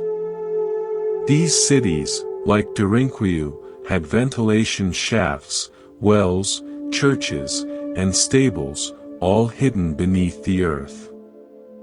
They were not tombs, they were shelters for preservation. When they were rediscovered centuries later, they were not ruins. They were perfectly preserved capsules of a life that had gone dormant for safety. Your intrusive memories, especially painful ones, may be your psyche's Derinkuyu. During the original invasion, the trauma, the heartbreak, the overwhelm, parts of your experience were carved deep underground for safekeeping. They were not processed, they were preserved. Now, years later, when you feel safe enough, your mind sends the archaeologist of memory down the shaft. It is not to torment you. It is to bring to the surface, into the light of your present-day awareness, the artifacts that were hidden so they could survive.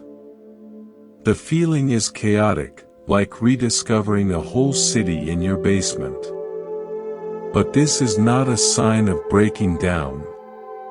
It is a sign of a courageous excavation. You are finally safe enough to uncover, examine, and integrate what was once too much to bear. Welcome the archaeologist. Turn on the lights. These forgotten rooms are part of your wholeness. As we excavate, we often find the artifact of a younger self, full of needs we now judge as childish or embarrassing. We try to disown this self. But in the floating markets of Bangkok, there is a lesson in integration. Vendors in small boats sell everything from steaming bowls of noodles to vibrant flowers. The boats are small, specialized, and agile. A larger, collector, boat moves through the canals, and the vendors skillfully transfer their goods onto it. The collector boat doesn't produce the goods, it doesn't scorn the small boats for being limited. It provides a stable, mobile platform that allows all these disparate offerings to be gathered, organized, and carried forward together. Your present, adult awareness is the collector boat. Your younger selves, with their specific fears, their intense joys, their unmet needs, are the vendor boats. They are not enemies. They are specialists, holding valuable cargo from different seasons of your life. The work of integration is not to sink the vendor boats. It is to learn the skillful transfer. To gently take the bouquet of childhood wonder from that boat and place it on your deck. To receive the bowl of adolescent loneliness and acknowledge its flavor. To accept the trinket of an old dream. Your consciousness provides the stable, compassionate space where all these parts can finally come together, not to be sold off, but to be seen as the complete inventory of who you are. You are not one boat. You are the entire, flowing marketplace. Carrying this full inventory requires balance, especially when the waters get rough. We often seek balance as a static, perfect point, a tightrope walker frozen in midair. But real balance is dynamic. Observe a surfer on the north shore of Oahu. She does not fight the wave, nor does she lie passively on her board. She engages in a constant, subtle dance of micro-adjustments. She shifts her weight forward to catch the wave, back to slow down, left and right to steer. Her balance is not a position, it is a continuous, fluid conversation with an immense, moving force. She is balanced precisely because she is in motion, responding to feedback millisecond by millisecond. Your emotional and spiritual balance is surfing. It is not found in a permanently serene state where nothing bothers you. It is found in your capacity for micro-adjustments. A wave of anger rises, you adjust by feeling it in your body instead of launching it at someone. A trough of sadness pulls you down, you adjust by letting yourself cry instead of pretending to be happy. The force is always moving. Your stability is in your responsive agility. Your ability to stay on the board, in the conversation, making tiny shifts of attention, perspective, and action. You are balanced because you are engaged, not because you have escaped the ocean. This engagement keeps us in the messy, beautiful reality of relationship. And here, we face one of the great spiritual pitfalls, using insight to avoid intimacy. We can mistake detachment for wisdom. I learned a corrective from the tradition of Georgian Supra, the feast. The Tamada, or Toastmaster, does not sit in detached silence. His role is to weave the room together with words. Each toast is a thread, to ancestors, to love, to sorrow, to the future. He holds the space not by withdrawing, but by connecting, by naming the joys and griefs in the room, by getting emotionally involved. The wisdom is in the heartfelt connection, not in aloof observation. Your spirituality must be capable of supra. There is a time for silent meditation, and there is a time to be the Tamada of your own life, to raise a glass to your own pain, to toast your joys, to connect the threads of your experience into a coherent, heartfelt story. Do not use non-attachment as an excuse for emotional cowardice. True non-attachment is freedom within feeling, not freedom from feeling. It allows you to toast your grief with full-hearted sorrow, knowing the feeling will pass, and then to toast the next moment with equal presence. Wisdom toasts. It does not abstain. And what do we toast to, ultimately? Not to a perfect future self, but to the ongoing, imperfect, glorious process. Our culture sells us on the myth of arrival. But life, in its wisdom, constantly unravels that myth. Like the knitting Nancy or spool knitter, a simple toy I loved as a child. You wrap yarn around pegs in a circle and use a hook to lift the bottom loop over the top, creating a knitted cord that emerges from the center hole. There is no final product. As long as you keep wrapping and lifting, the cord keeps emerging.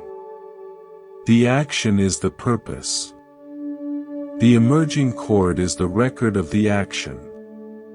You are the knitting Nancy. Your awareness is the hand that wraps the yarn of experience around the pegs of your senses, mind, and heart. Your practice. Whether it's mindfulness, kindness, creativity, is the hook that lifts the old loop over the new, creating the continuous cord of your becoming. There is no finished scarf at the end. There is only the cord, growing longer, a testament to the ongoing, simple, repetitive action of paying attention and choosing love. You are not producing a product. You are engaged in a timeless, comforting, generative act of knitting your own existence into being, one loop at a time. The cord is your life. The knitting is your awakening. We have traveled from the riverbeds of disappointment to the dormancy of fireweed seeds, from underground cities of memory to the floating markets of the self. We've balanced on surfboards and learned to toast at life's feast, all while knitting the cord of our own becoming. This is not a linear progression. It is the deepening of a single, profound realization: you are not a thing to be finished. You are a process, holy in its unfolding. Let us now venture into a realm often shrouded in modern shame: the need for rest. Not sleep, but deep, spiritual, and emotional rest, the kind that feels like surrender, like laziness to the achiever's mind. We treat rest as a necessary evil, a pit stop on the road to productivity. But what if rest is not the opposite of work, but a different mode of intelligence? A vital phase of the cycle of being. Consider the fallow field in traditional crop rotation. A farmer does not see a field left unplanted as wasted. He knows it is resting, replenishing. The soil rebuilds its nutrients, microorganisms thrive, moisture is retained. To force a crop every season would exhaust the land, deplete it, and eventually render it barren. The fallow period is not inactivity, it is a different kind of activity, inward, invisible, essential. The field is doing its deepest work when it appears to be doing nothing at all. Your soul requires fallow seasons. After periods of intense growth, effort, or trauma, you need time where you are not producing, not healing, not striving toward any goal. You need to lie fallow. To the outer world, and to your own inner critic, it looks like stagnation, depression, or laziness. But beneath the surface, your psychic soil is rebuilding its richness. Your emotional nutrients are being restored. The microbes of your subconscious are processing what was left behind. To rush to plant a new crop of goals or identities in this time is to guarantee a weak harvest later. Honor your fallowness. It is not a failure to grow. It is the wisdom of the earth within you, knowing exactly what it needs to remain fertile for a lifetime. In this fallow state, we often feel useless. We compare ourselves to others who seem to be in full bloom. But usefulness is a narrow measure of worth. In the cloud forests of Costa Rica, the resplendent quetzal plays a vital role. This breathtaking bird eats the fruit of the wild avocado, then flies great distances. The avocado seed is too large for other animals to disperse. The quetzal digests the fruit and later regurgitates the seed, often miles from the parent tree, in a new patch of fertile ground. Its most essential work is not in its glorious plumage, but in its quiet, messy act of carrying and releasing a seed. It is a courier of future forests. You may feel you are not producing anything beautiful or useful. But you may be in the quetzal phase. You are digesting an experience, a book, a conversation, a loss, and carrying its seed within you. Your job right now is not to flower, but to carry that seed faithfully. Your very presence, your wandering, your apparent lack of direction, may be the perfect vehicle to deposit that seed of future insight or compassion in a place where it can someday grow for others. Your worth is not only in your own bloom, but in your role as a crucial, living link in the chain of life and understanding. To be this kind of courier requires a gentle relationship with our own minds. We often treat our thoughts as commands or absolute truths. But what if they are more like weather vanes? On an old farmhouse, the weather vane doesn't create the wind, it responds to it. It points, indicating direction and force. It is a tool for reading conditions, not a commander of them. A wise farmer looks at the weather vane to decide whether to bring in the hay, not to argue with which way it's pointing. Your thoughts are weather vanes. The anxious thought, "I'm not safe," is not a fact, it's a vane spinning in the wind of old fear. The critical thought, "I'm failing," points to the wind of high expectations. Your job is not to grab the vane and force it to point to positive, or to dismantle it in frustration. Your job is to observe it. Ah, the vane is pointing east. The wind of insecurity is blowing. This reading allows you to make wise choices.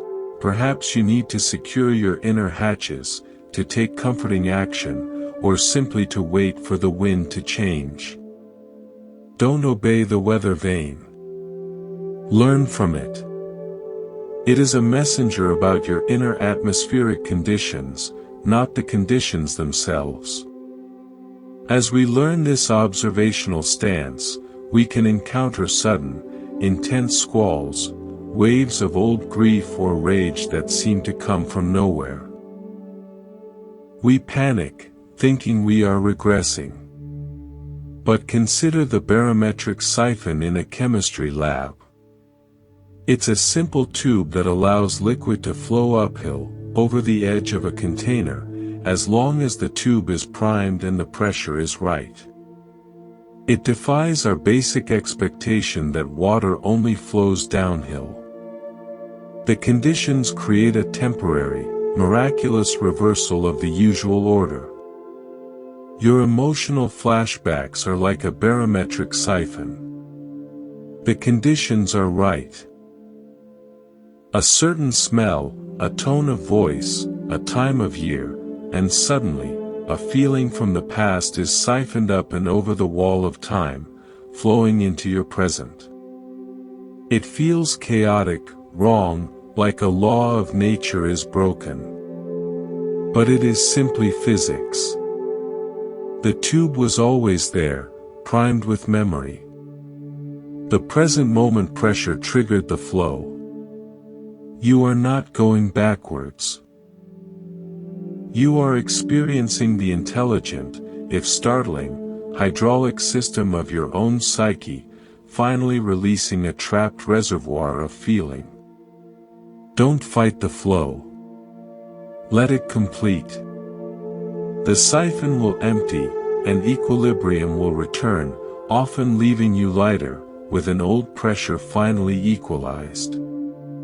After such releases, we often seek solid ground, a permanent truth to stand on. We crave a belief system, a philosophy, an identity that won't change. But the deepest ground is not solid. It is fluid and intelligent. Look to the Venetian system of Murazzi, the sea walls built from Istrian stone. Their genius is in their construction. The stones are not mortared together with rigid cement. They are fitted together with a precise gap between them. When a storm surge hits, the water pressure forces its way into these gaps. Instead of the wall resisting as one solid, brittle mass, the water is channeled through the wall, dissipating its energy into a network of internal canals, reducing the overall force on the structure. The wall's strength is in its designed permeability. Your deepest spiritual truths should be morazzi. Not rigid, mortared dogma that shatters under the first storm of doubt or new evidence. But stones of experience and understanding, fitted together with conscious gaps. Spaces for mystery, for questions, for the pressure of life to flow through. When a surge of suffering hits, it doesn't meet a solid wall of denial or blind faith. It enters the gaps, is acknowledged, felt, and allowed to move through the intelligent channels of your compassion and curiosity, losing its destructive power. Your resilience is in your intelligent porosity, not in your impermeable certainty. Living with such porosity means the world touches you deeply. Joy is sharper. Sorrow is more poignant. To manage this sensitivity, we need sanctuaries that aren't escapes, but filters. I think of the qanats of ancient Persia again, but not as a cooling source. These underground channels were often lined with a layer of charcoal and sand.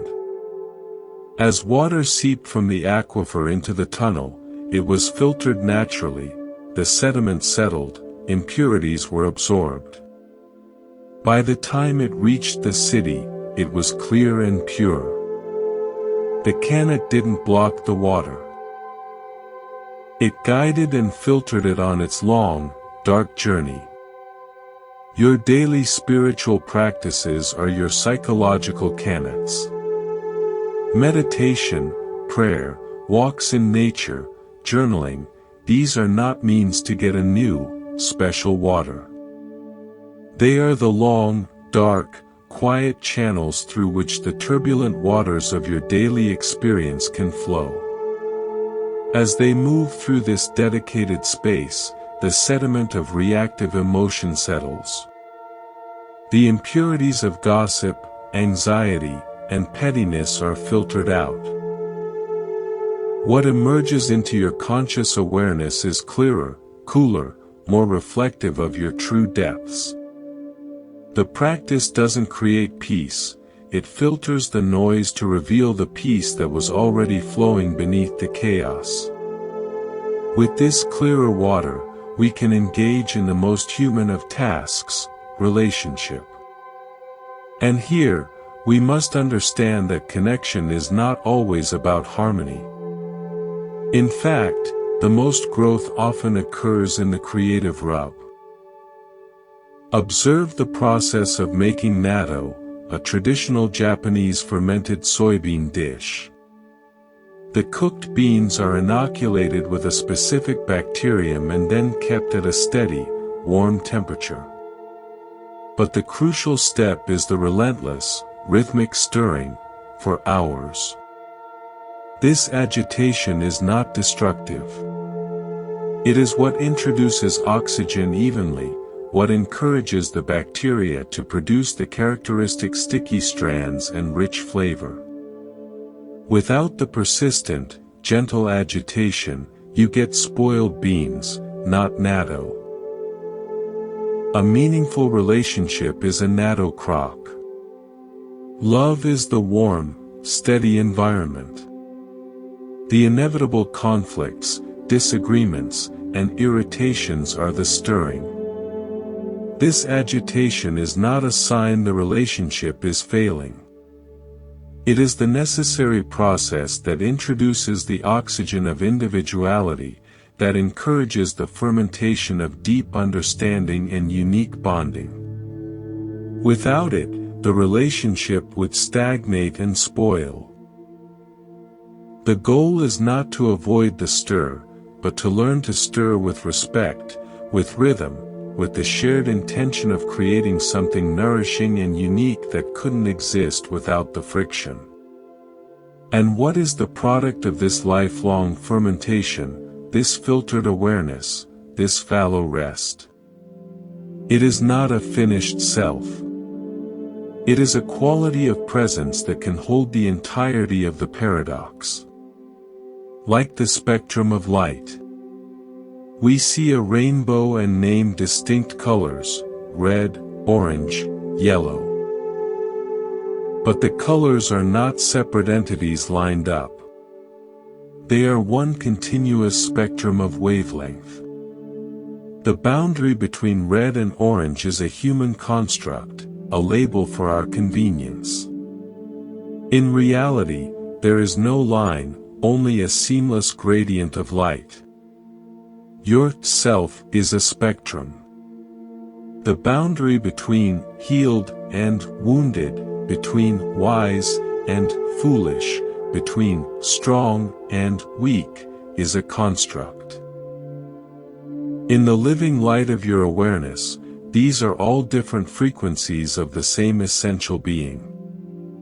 A moment of fear is not a foreign invader, it is a darker band of your own light. A moment of joy is a brighter one. Awakening is not about eliminating the darker bands. It is about widening your perception to see the entire, glorious, uninterrupted spectrum of what you are, and realizing that every color, every shade, is necessary to make the full, beautiful light of a human life. We have rested in fallow fields, flown as seed-carrying quetzal, and read the weather vanes of our minds. We've witnessed emotional siphons and built permeable sea walls. We've filtered our experience through canets, stirred the natto of relationship, and finally glimpsed ourselves as a seamless spectrum of light. This is the deep, cyclical, intelligent work of a soul in conversation with itself. We arrive now at a quiet threshold. Having explored rest, purpose, thought, memory, and the spectrum of self, we approach a fundamental, often unasked question: what is the nature of the space in which all of this happens? We focus on the content, the emotions, the stories, the goals, but rarely on the container. The awareness that holds it all. This is not an abstract concept. It is the most intimate reality of your being, and it can be understood through the humblest of metaphors. Consider the stage of a traditional No theater in Japan. It is sparse, almost empty. A single pine tree is painted on the back wall. The floor is polished wood. There is no elaborate scenery. When the actor enters, the entire story is conveyed through subtle movement, the angle of a mask, the timbre of a chant. The emptiness of the stage is not a lack. It is a sacred space that allows the essence of the story to be seen. It holds everything without being anything itself. Your awareness is the No stage. Your thoughts, feelings, and sensations are the actors, the masks, the chants. They come and go, playing out the dramas of a lifetime. But the stage itself, the silent, spacious, witnessing presence, remains unchanged. It does not get caught in the tragedy or the comedy. It does not judge the performance.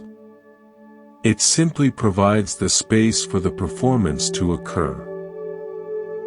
Your suffering arises when you, the stage, mistake yourself for the actor playing the role of the victim, the hero, or the failure. Step back. You are not the actor. You are the vast, silent space that allows all roles to be played. This space is your original nature.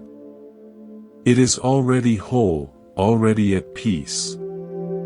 Of course, the play can be compelling. The role of the one who is broken is a powerful one.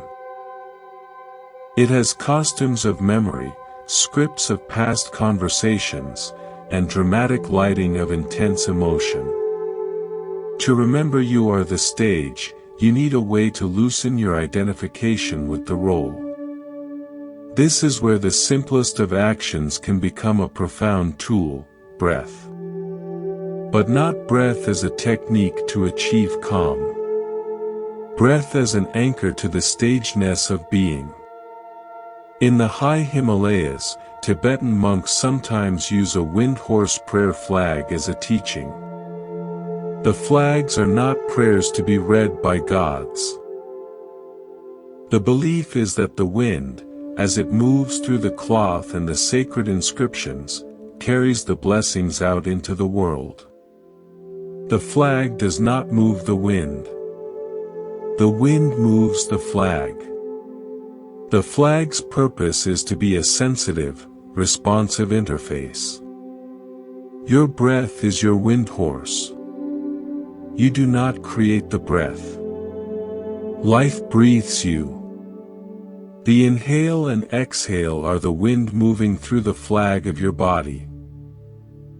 Your attention on the breath is not about controlling it, but about feeling this fundamental, involuntary rhythm of life moving through you. It anchors you in the fact that you are being lived. You are the flag, not the wind. You are the stage, not the play. Each breath is a gentle tug, reminding you of your true, spacious nature. You are not the controller. You are the sacred, responsive interface through which the great wind of life expresses itself. Anchored in this way, you can look at the props and scripts of your personal drama with new eyes. The heavy furniture of old beliefs, the dramatic curtains of fear, they are not permanent structures. They are set pieces. You can begin to rearrange them, or even see through them. This is where the voice of your inner critic loses its power. That critic is not the stage manager. It's just another actor, playing a particularly harsh and repetitive role. When you know you are the stage, you can watch that actor rant and rave with a sense of curiosity, even compassion. Ah, the critic is on again. How passionate. What a strong performance. You stop arguing with the actor. The stage never argues. It simply holds the space. From this spacious holding, a natural, effortless compassion begins to arise. Not something you have to generate, but something that flows from understanding. Imagine a clear mountain lake. It reflects the sky, the trees, the passing birds with perfect accuracy. If a dead branch falls into it, the lake doesn't reject it. It includes it in the reflection. It holds it. The water may ripple, but then it settles, and the branch becomes part of the scene. The lake's clarity is its compassion. It doesn't pick and choose what to reflect. It simply reflects what is. Your heart, when resting in its true nature as aware space, becomes that mountain lake. The joy of a friend is reflected perfectly. Your own sadness is reflected perfectly. The pain of the world is reflected perfectly. This reflection is not indifference. It is profound intimacy. To reflect something fully is to know it completely. This compassionate knowing is the lake's natural response. It doesn't strain to be compassionate. Its clarity is its compassion. Your work is not to manufacture love, but to clarify the waters of your own awareness. As the sediment of self-obsession settles, you naturally reflect, and therefore intimately know and connect with, the world around you. Compassion becomes a state of being, not an action you perform. This clarity allows you to navigate life with a different kind of intelligence. You move from solving problems to meeting phenomena. A problem requires a solution, an end. A phenomenon is simply something that appears to be met, explored, and understood. The difference is everything. Think of the aurora borealis, the northern lights. To a scientist, it's a solar phenomenon, charged particles exciting atmospheric gases. To a poet, it's dancing spirits. To someone standing in an Arctic field, it is sheer, jaw-dropping wonder. No one looks at the aurora and says, "How do I solve this?" They meet it. They are in relationship with it. Your anxiety, your longing, your creative block, approach them as auroras. Not as problems to be solved and eliminated, but as phenomena of your inner atmosphere. What are they made of? What energy is exciting them? What shifting magnetic fields of belief are causing them to dance? Meet them with this curiosity. Ah, you are here again. What are you showing me tonight? In this meeting, something shifts. The problem loses its solidity and becomes a fascinating, transient display of your own aliveness. You may find that in the sheer wonder of beholding it, it quietly dissolves, having served its purpose of capturing your awe-filled attention. Living in this way, as the stage, breathing with the wind, reflecting like a clear lake, meeting phenomena like the aurora, fundamentally changes your experience of time. You are no longer racing toward a future where you will finally be healed or awake. You are abiding in a timeless present where healing and awakening are the ongoing process of being itself. Like a spider's web glistening with morning dew. The web is not hurrying to become something else. It is perfectly, completely, a web. The dew is not a distraction from webness, it is an adornment, a momentary jewel that highlights the web's intricate structure. The sun will rise, the dew will evaporate, the web may tear.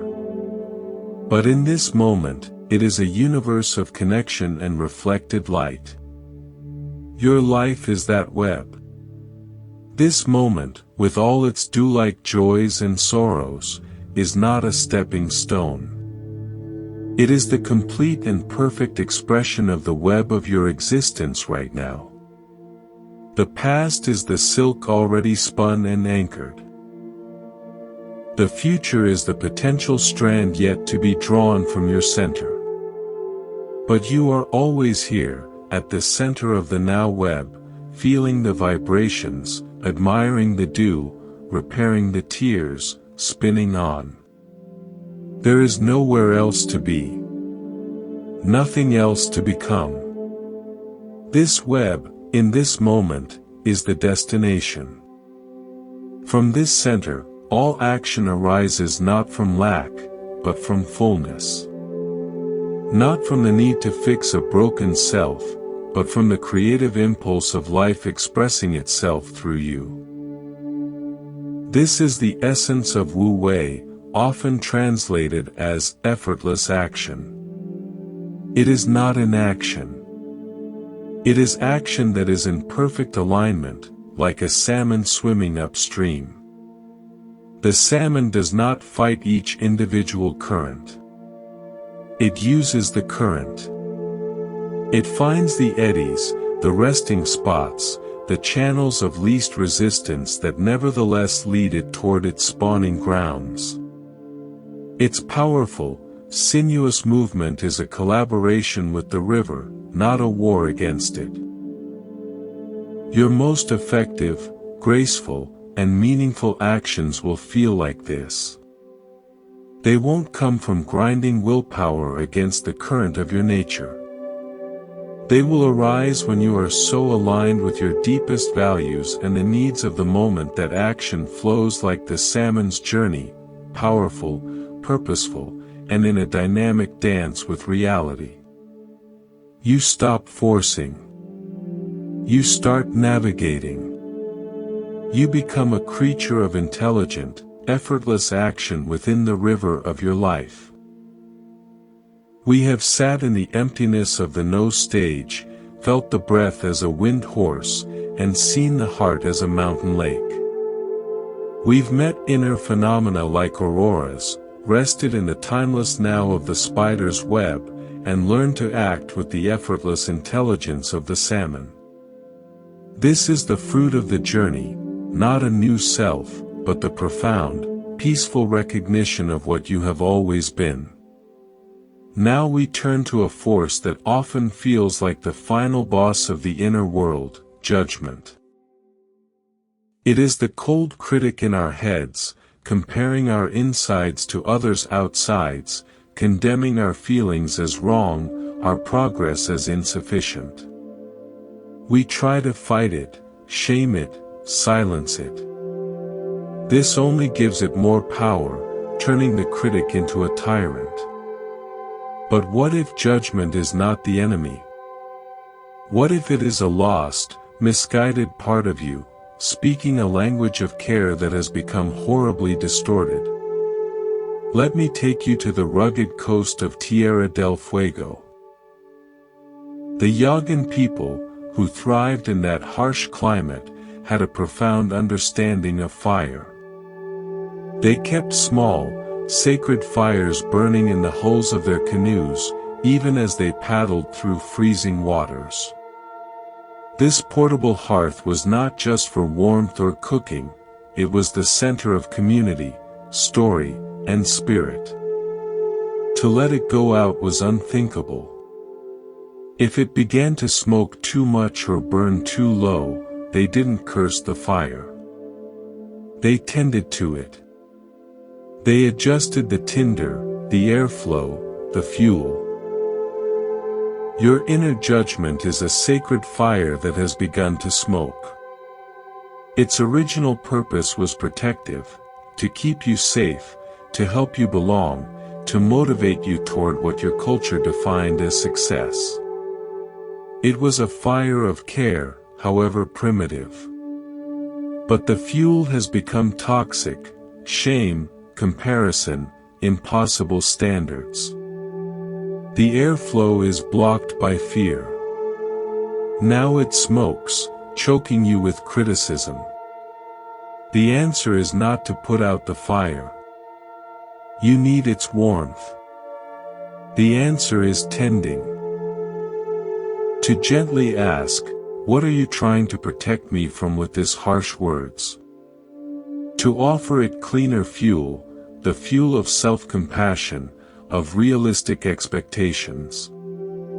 To clear the airflow with honest breath. You are not the fire, and you are not the smoke. You are the tender. Your judgment is not your master, it is a vital, but mismanaged, element of your inner ecosystem, begging for your skillful attention. Tending this fire requires a special kind of fuel, the fuel of acceptance. But acceptance is not a bland, passive, whatever. It is an active, courageous alignment with reality.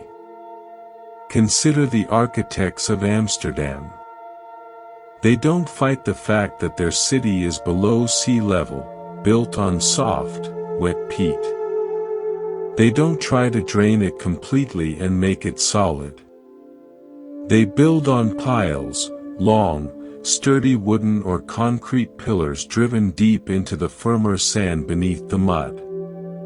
The houses float, in a sense, on a forest of submerged stilts. They accept the swamp, and they build intelligently within that truth. Your acceptance is pile driving.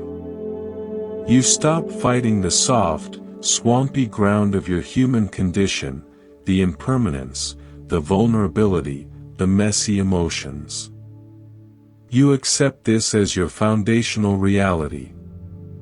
Then, you drive the piles of your practice, mindfulness, kindness, integrity, deep into the stable ground of your aware presence beneath the muck.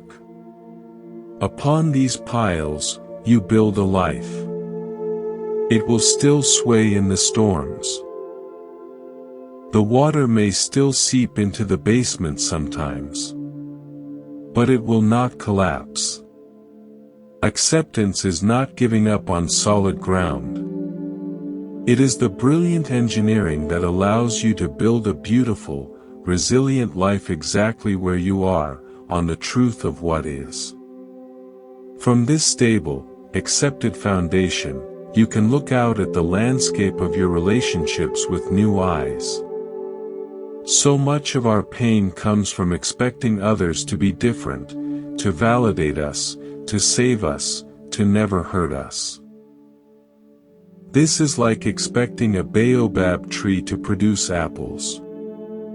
The baobab of the African savanna is a miraculous being. It stores thousands of gallons of water in its swollen trunk, bears large, nutrient-rich fruit, and provides shelter for countless creatures. It does not produce a sweet, crisp apple. To be angry at the baobab for this is to miss its entire majesty and purpose. The people in your life are baobabs, mangroves, oaks, or delicate orchids. They have their own ecology, their own way of bearing fruit and offering shelter. Your suffering arises when you stand before a baobab, craving an apple. You can plead, you can fertilize, you can prune, but you will never get an apple from a baobab. The work of relationship is not to change the tree. It is to learn to identify the species. To see clearly what this person can and cannot give. To appreciate the unique water they store, the particular shelter they provide. And then, with that clear sight, to decide if you can thrive in their shade, nourished by their particular fruit. This is the end of resentment and the beginning of real, grounded love. This grounded love extends, most importantly, to yourself. But how? After years of listening to the smoking fire of judgment, self-love can feel like a hollow affirmation. Try this instead. Think of yourself as a vast, ancient archive. Not a library with a stern librarian shushing you, but an archive like the Library of Alexandria in its ideal, a repository of all human experience. In your archive are scrolls of joy, codices of grief, illuminated manuscripts of triumph, and fragile papyri of humiliation. Every experience, every feeling, is a document. The work of self-compassion is not to burn the painful scrolls or only read the happy ones. It is to become the gentle archivist. Your job is to preserve, to catalog, to understand. When a wave of shame arises, you don't scream at the document. You say, "Ah, this is the scroll of the 7th grade humiliation. Let me handle it with care. What does it tell me about the climate of that time?" You treat your own history with the respect a scholar gives to a primary source. You are not the content of the scroll. You are the one who holds it, studies it, and learns from it. This dignified, curious distance is the essence of true self-love. It turns pain into history, and history into wisdom. As you curate this inner archive, you'll notice that the documents are not static. They are being subtly rewritten by your present attention. This brings us to the creative power of attention itself. Attention is not just a flashlight, it is a loom. In the traditional weaving of the Navajo or Persian rug, the weaver sits at the loom, choosing which colored thread to bring to the front, which to leave at the back. Each choice creates the pattern. The threads already exist, the experiences, the sensations, the memories. But the weaver's attentive choice in each moment determines whether they become part of the dominant pattern or remain in the background, providing depth and support. Your consciousness is the weaver. The thought of anxiety is a dark thread. The sensation of sunlight on your skin is a gold thread. The memory of a kindness is a blue thread. In this moment, where do you place your attention? Do you pull the dark thread to the front, making it the central pattern of your day? Or do you acknowledge its presence in the weave, but choose to bring forward the gold or the blue? You are not denying the dark thread exists.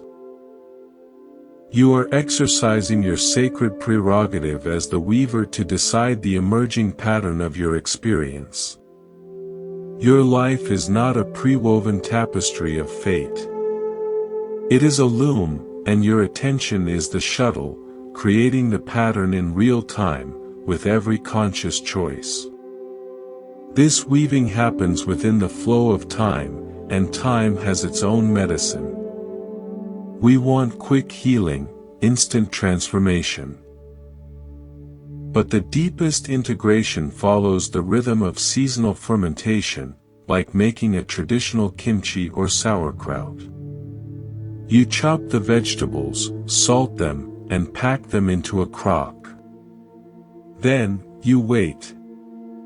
For weeks, in the dark, silent crock, lactic acid bacteria work their magic.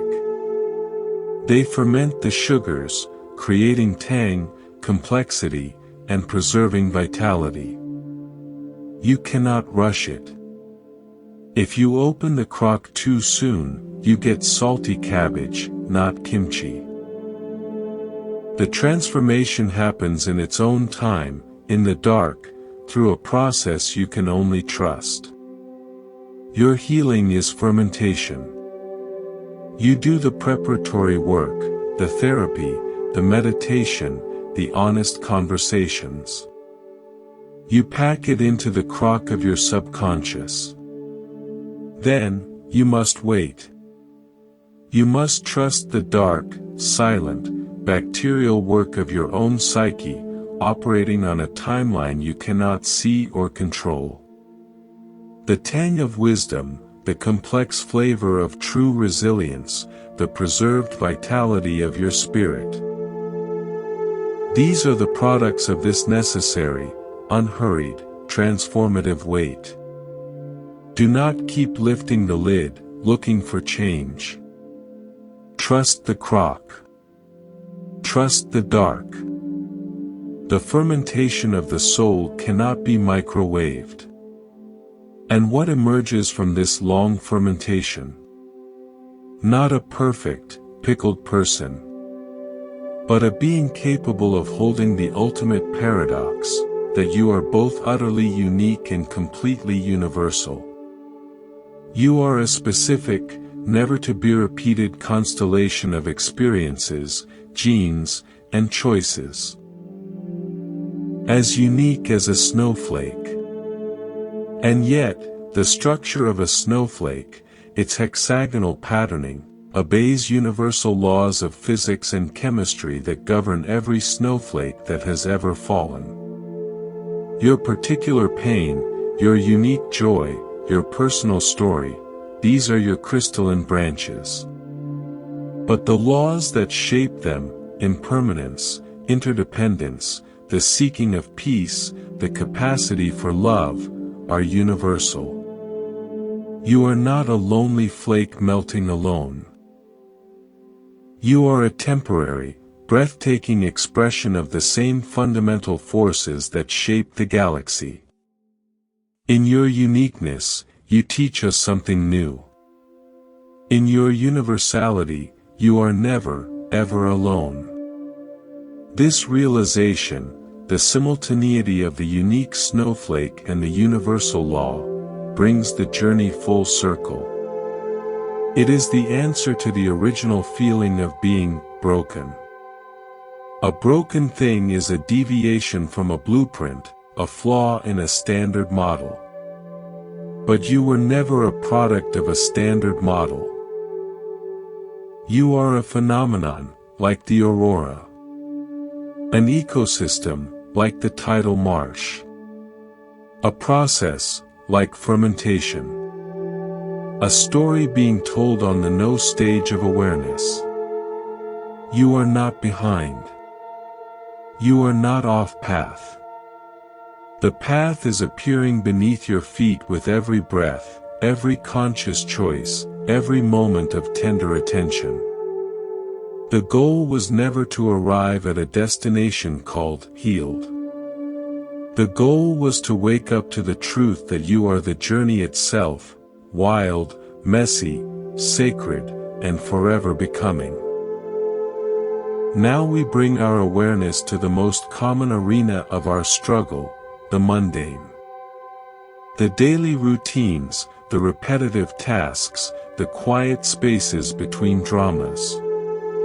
It is here, in the so-called ordinary, that the soul is most often neglected, and where it can be most profoundly nourished. We seek peak experiences, dramatic breakthroughs, while overlooking the sanctity of the simple. Let us reclaim the holiness of the everyday. Consider the ancient craft of the dry stone waller in the hills of Scotland or Ireland. With no mortar, using only the stones found on the land, the waller builds a barrier that can last centuries. The skill is in the choosing and the placing. Each stone must be understood, its weight, its shape, its balance point. A perfectly placed stone supports the ones around it, locking the entire structure together through friction and gravity alone. The wall is not a rejection of the landscape. It is a conversation with it, using its own language. Your daily life is a dry stone wall. Each small action, making your tea, responding to an email, listening to a colleague, washing a dish, is a stone. When done with presence, each action is chosen and placed with care. It interlocks with the next, creating a structure of mindfulness that holds your day together. When done mindlessly, the wall is a shaky pile, liable to collapse into stress and irritation. The sacred is not something you add to your day, it is the quality of attention you bring to the placement of each ordinary stone. The stability of your inner world is built, stone by conscious stone, in the mundane. Within this daily wall building, we encounter friction. The rough edges of our personality grate against the rough edges of life. We try to sand ourselves down, to become smooth and frictionless. But friction is not the enemy, it is the source of traction. Think of the tires on a car racing in the Monaco Grand Prix. In the rain, the drivers don't want slick, polished tires. They want deep grooves, sipes, that cut through the water film to grip the asphalt beneath. The friction is what allows control, what converts power into forward motion on a treacherous surface. Your spiritual practice is not about eliminating the friction of your humanness, your doubts, your moods, your passions. It is about cutting sipes into your awareness. It is creating channels that allow you to grip the raw truth of the present moment, even when it's slick with confusion or emotional rain. Your doubts give you traction with truth. Your moods give you traction with the reality of impermanence. Your passions give you traction with purpose. Do not seek to be a slick tire, spinning out in a false calm. Seek to be deeply grooved, capable of gripping reality and moving forward, even in the storm. This forward motion is not a straight line. It is more like the flight path of a honeybee returning to the hive. Scientists call it a waggle dance, but the flight itself is a series of loops, zigs, and zags. This seemingly erratic path is, in fact, the most efficient way for a bee to navigate using polarized light and landmarks, while avoiding predators and sampling flowers. The bee is not lost. It is navigating a complex world with a complex, adaptive intelligence. Your path of growth is a honeybee's flight. You will loop back to old lessons. You will zag away from a goal that no longer serves. You will appear, from the outside, and to your own judging mind, to be dithering, distracted, off course. But you are navigating by inner landmarks of intuition and heart truth that are invisible to the linear mind. You are sampling the flowers of experience, integrating what nourishes you. Trust your waggle dance. Your soul knows how to get home, and its route is not a bullet train on a straight track.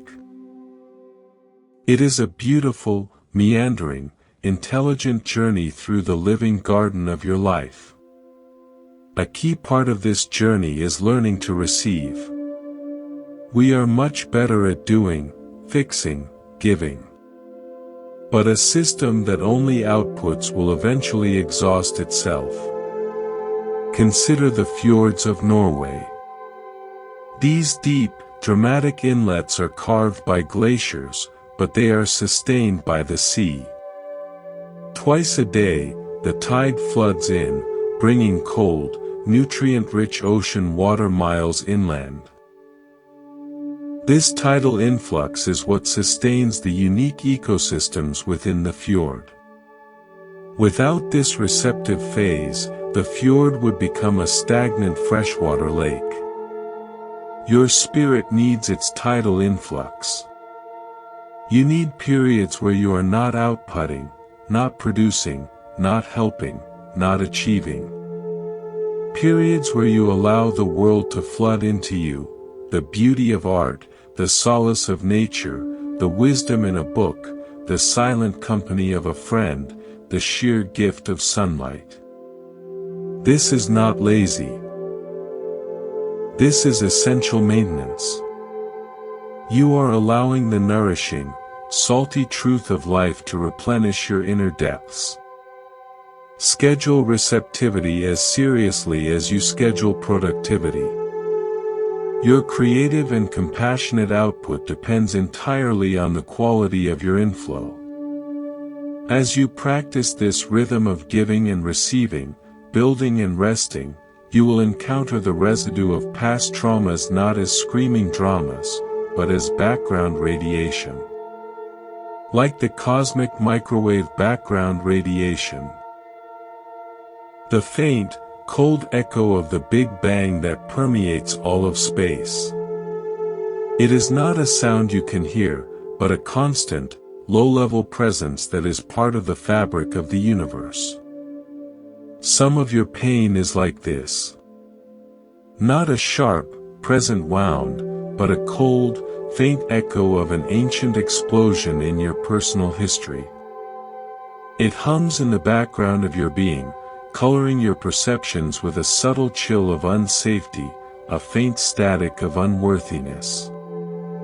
You cannot heal the cosmic background radiation. It is part of the structure of space-time. Similarly, You may not heal this deep background hum of old pain into non-existence. But you can learn to distinguish it from the present moment weather. You can notice, this chill I feel is not about this situation. This is the old background radiation. It is here, but it is not the star I am looking at now. This discernment, between the ancient echo and the present signal, is a supreme form of freedom. It allows you to respond to what is actually here, not to the ghost of what was. This freedom allows you to engage with one of life's great joys and sorrows, attachment to people, places, and phases. We are taught that non-attachment means not caring. This is a tragic misunderstanding. Look to the monarch butterfly migration. It takes multiple generations to complete the cycle from Canada to Mexico and back. No single butterfly makes the whole round trip. One generation lays eggs and dies. The next continues the journey. The butterfly is utterly attached to its purpose, the instinct to fly south, to find milkweed, to propagate, but it is not attached to its individual life completing the whole map. It plays its part in the great journey with total commitment and then lets go. Love like a monarch butterfly.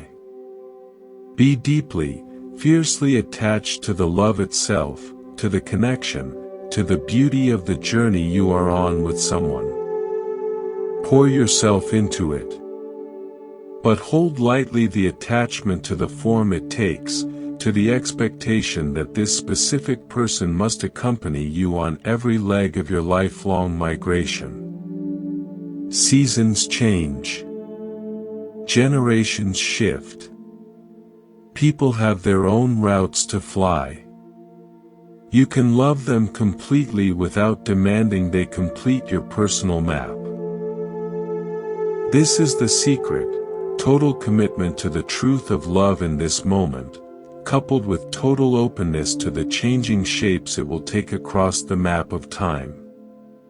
And finally, as you live this way, building daily walls with care, finding traction in your friction, dancing your beat path, receiving the tidal influx, discerning background radiation, loving like a monarch, you will find that the question of, "How am I doing?"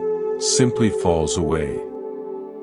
It is replaced by a simpler, quieter question. Am I here? Not, am I enlightened, or am I healed? But, am I present for this stone I am placing? For this breath I am taking? For this faint echo I am feeling? For this person before me? When you are here, you are whole. When you are here, you are enough. When you are here, you are not broken, and you are not becoming something else.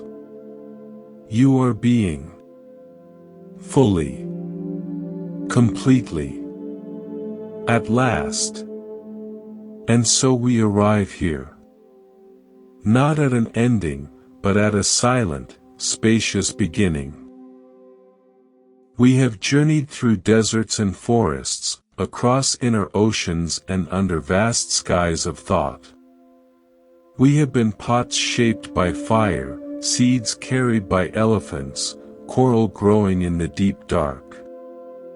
We have been stage, actor, and audience. We have woven and been woven. Now, let the concepts settle like dust in a sunbeam. Let the stories soften into memory. What remains when the teaching is over? Not a conclusion, but an invitation. An invitation to live from the only place you ever can, here.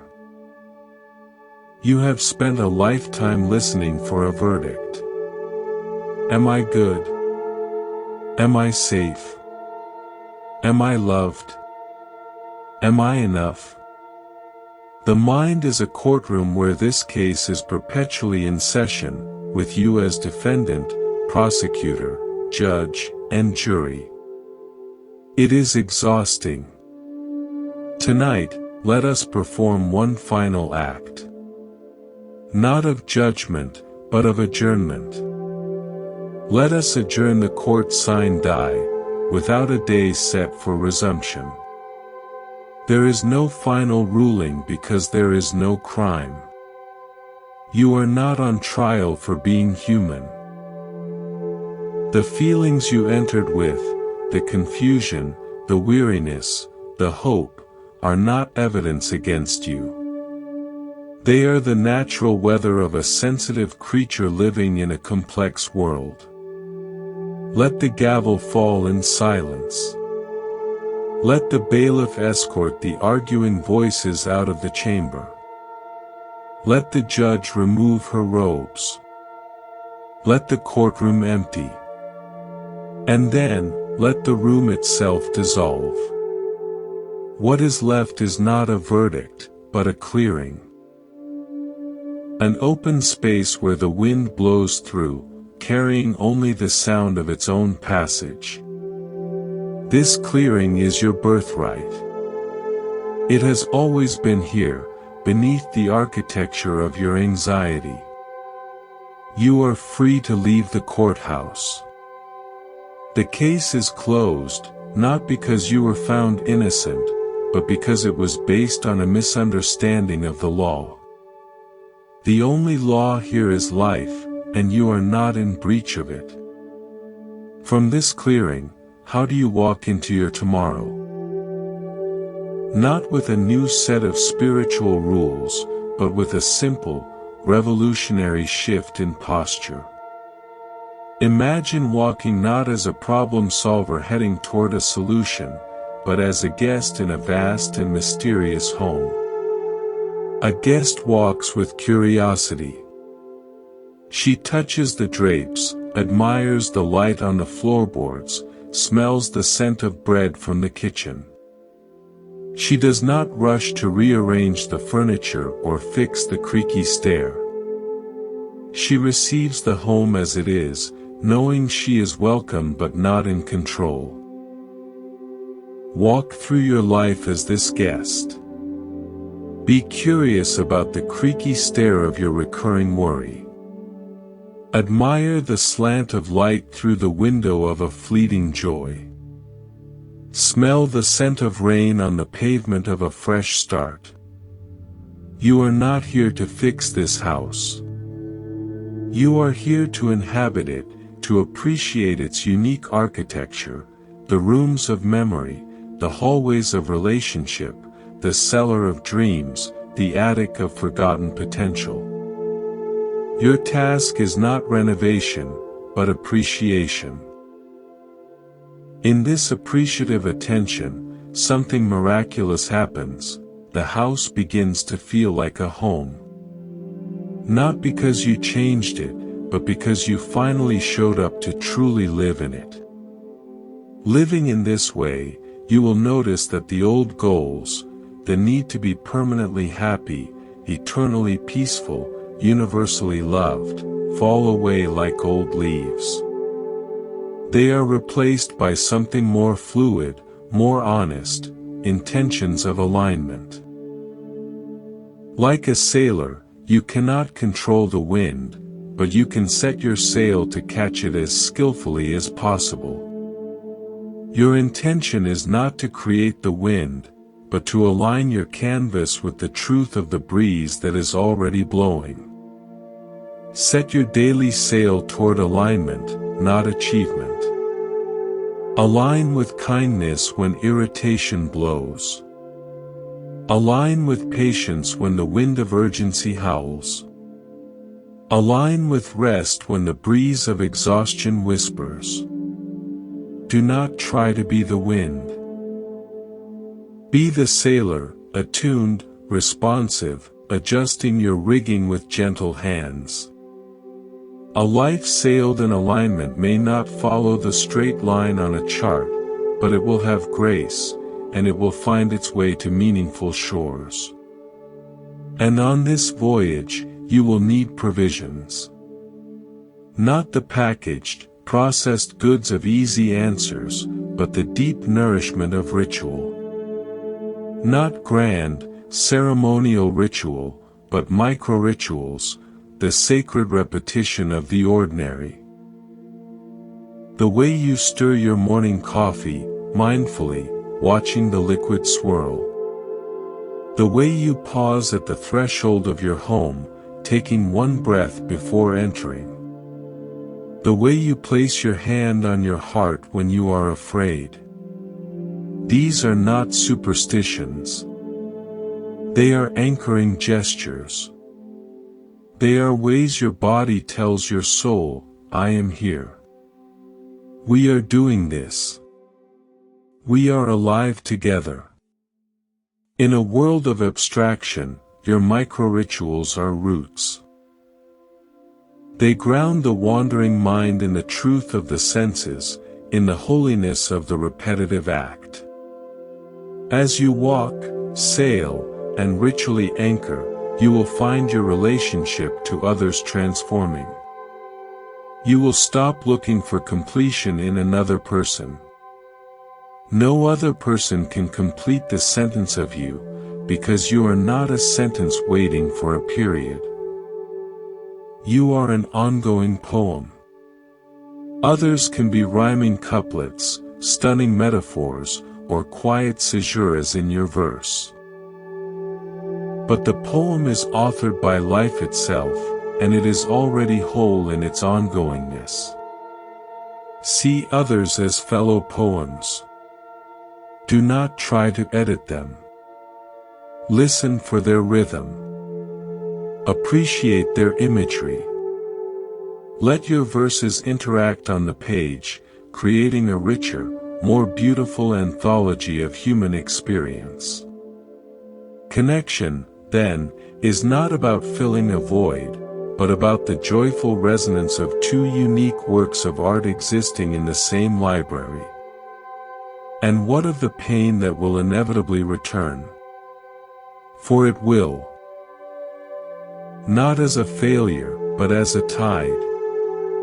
When it comes, remember you are not a sandcastle built too close to the water, doomed to be washed away. You are the beach itself. The wave of sorrow comes. It washes over you. It might pull some sand from your edges, rearrange some pebbles. It feels powerful, overwhelming. But the beach is not destroyed by the wave. The beach includes the wave. The beach is defined by its relationship to the ocean. Sometimes covered, sometimes exposed, always in a dynamic, changing communion. You are the beach. The pain is the wave. It will recede. You will remain, different perhaps, but fundamentally, resiliently, still the beach. This is the essence of what has been whispered through all these stories and metaphors. You are not a construct in time. You are the space in which time unfolds. You are not the painting, you are the canvas. Not the music, you are the silence between the notes. Not the storm. You are the sky that holds the weather. This is not a spiritual bypass. It is the ultimate ground. From this ground, everything is workable. The canvas can hold any stroke of joy or grief. The silence gives meaning to any note. The sky is not harmed by any storm. So tonight, as this spoken journey comes to a close, I invite you to do one thing. Not a meditation technique. Not an affirmation. Something simpler. Stop. stop trying to become. For just this breath. For just this heartbeat. Listen to the silence underneath the voice in your head. Feel the space around the feelings in your body. In that stop, in that listening, you may sense it. A vast, gentle, allowing presence. It has been here all along. It was here before your first thought, and it will be here after your last. It is not impressed by your achievements. It is not disappointed by your failures. It does not need you to heal. It is already whole, and it is what you are. You are not broken. You never were. You are the wholeness, temporarily imagining itself as a story of fragmentation. The story is ending now. Not with a bang, but with a sigh of recognition. A homecoming to the obvious. Thank you for sitting in this temple of words. Thank you for your courageous listening. The real temple was never these syllables. The real temple is the silent, aware presence you carried in with you. It is the temple of your own being. You are always welcome here. You never left. Go in peace. Not because your problems are solved, but because you have remembered what you are. And what you are is, and has always been, enough.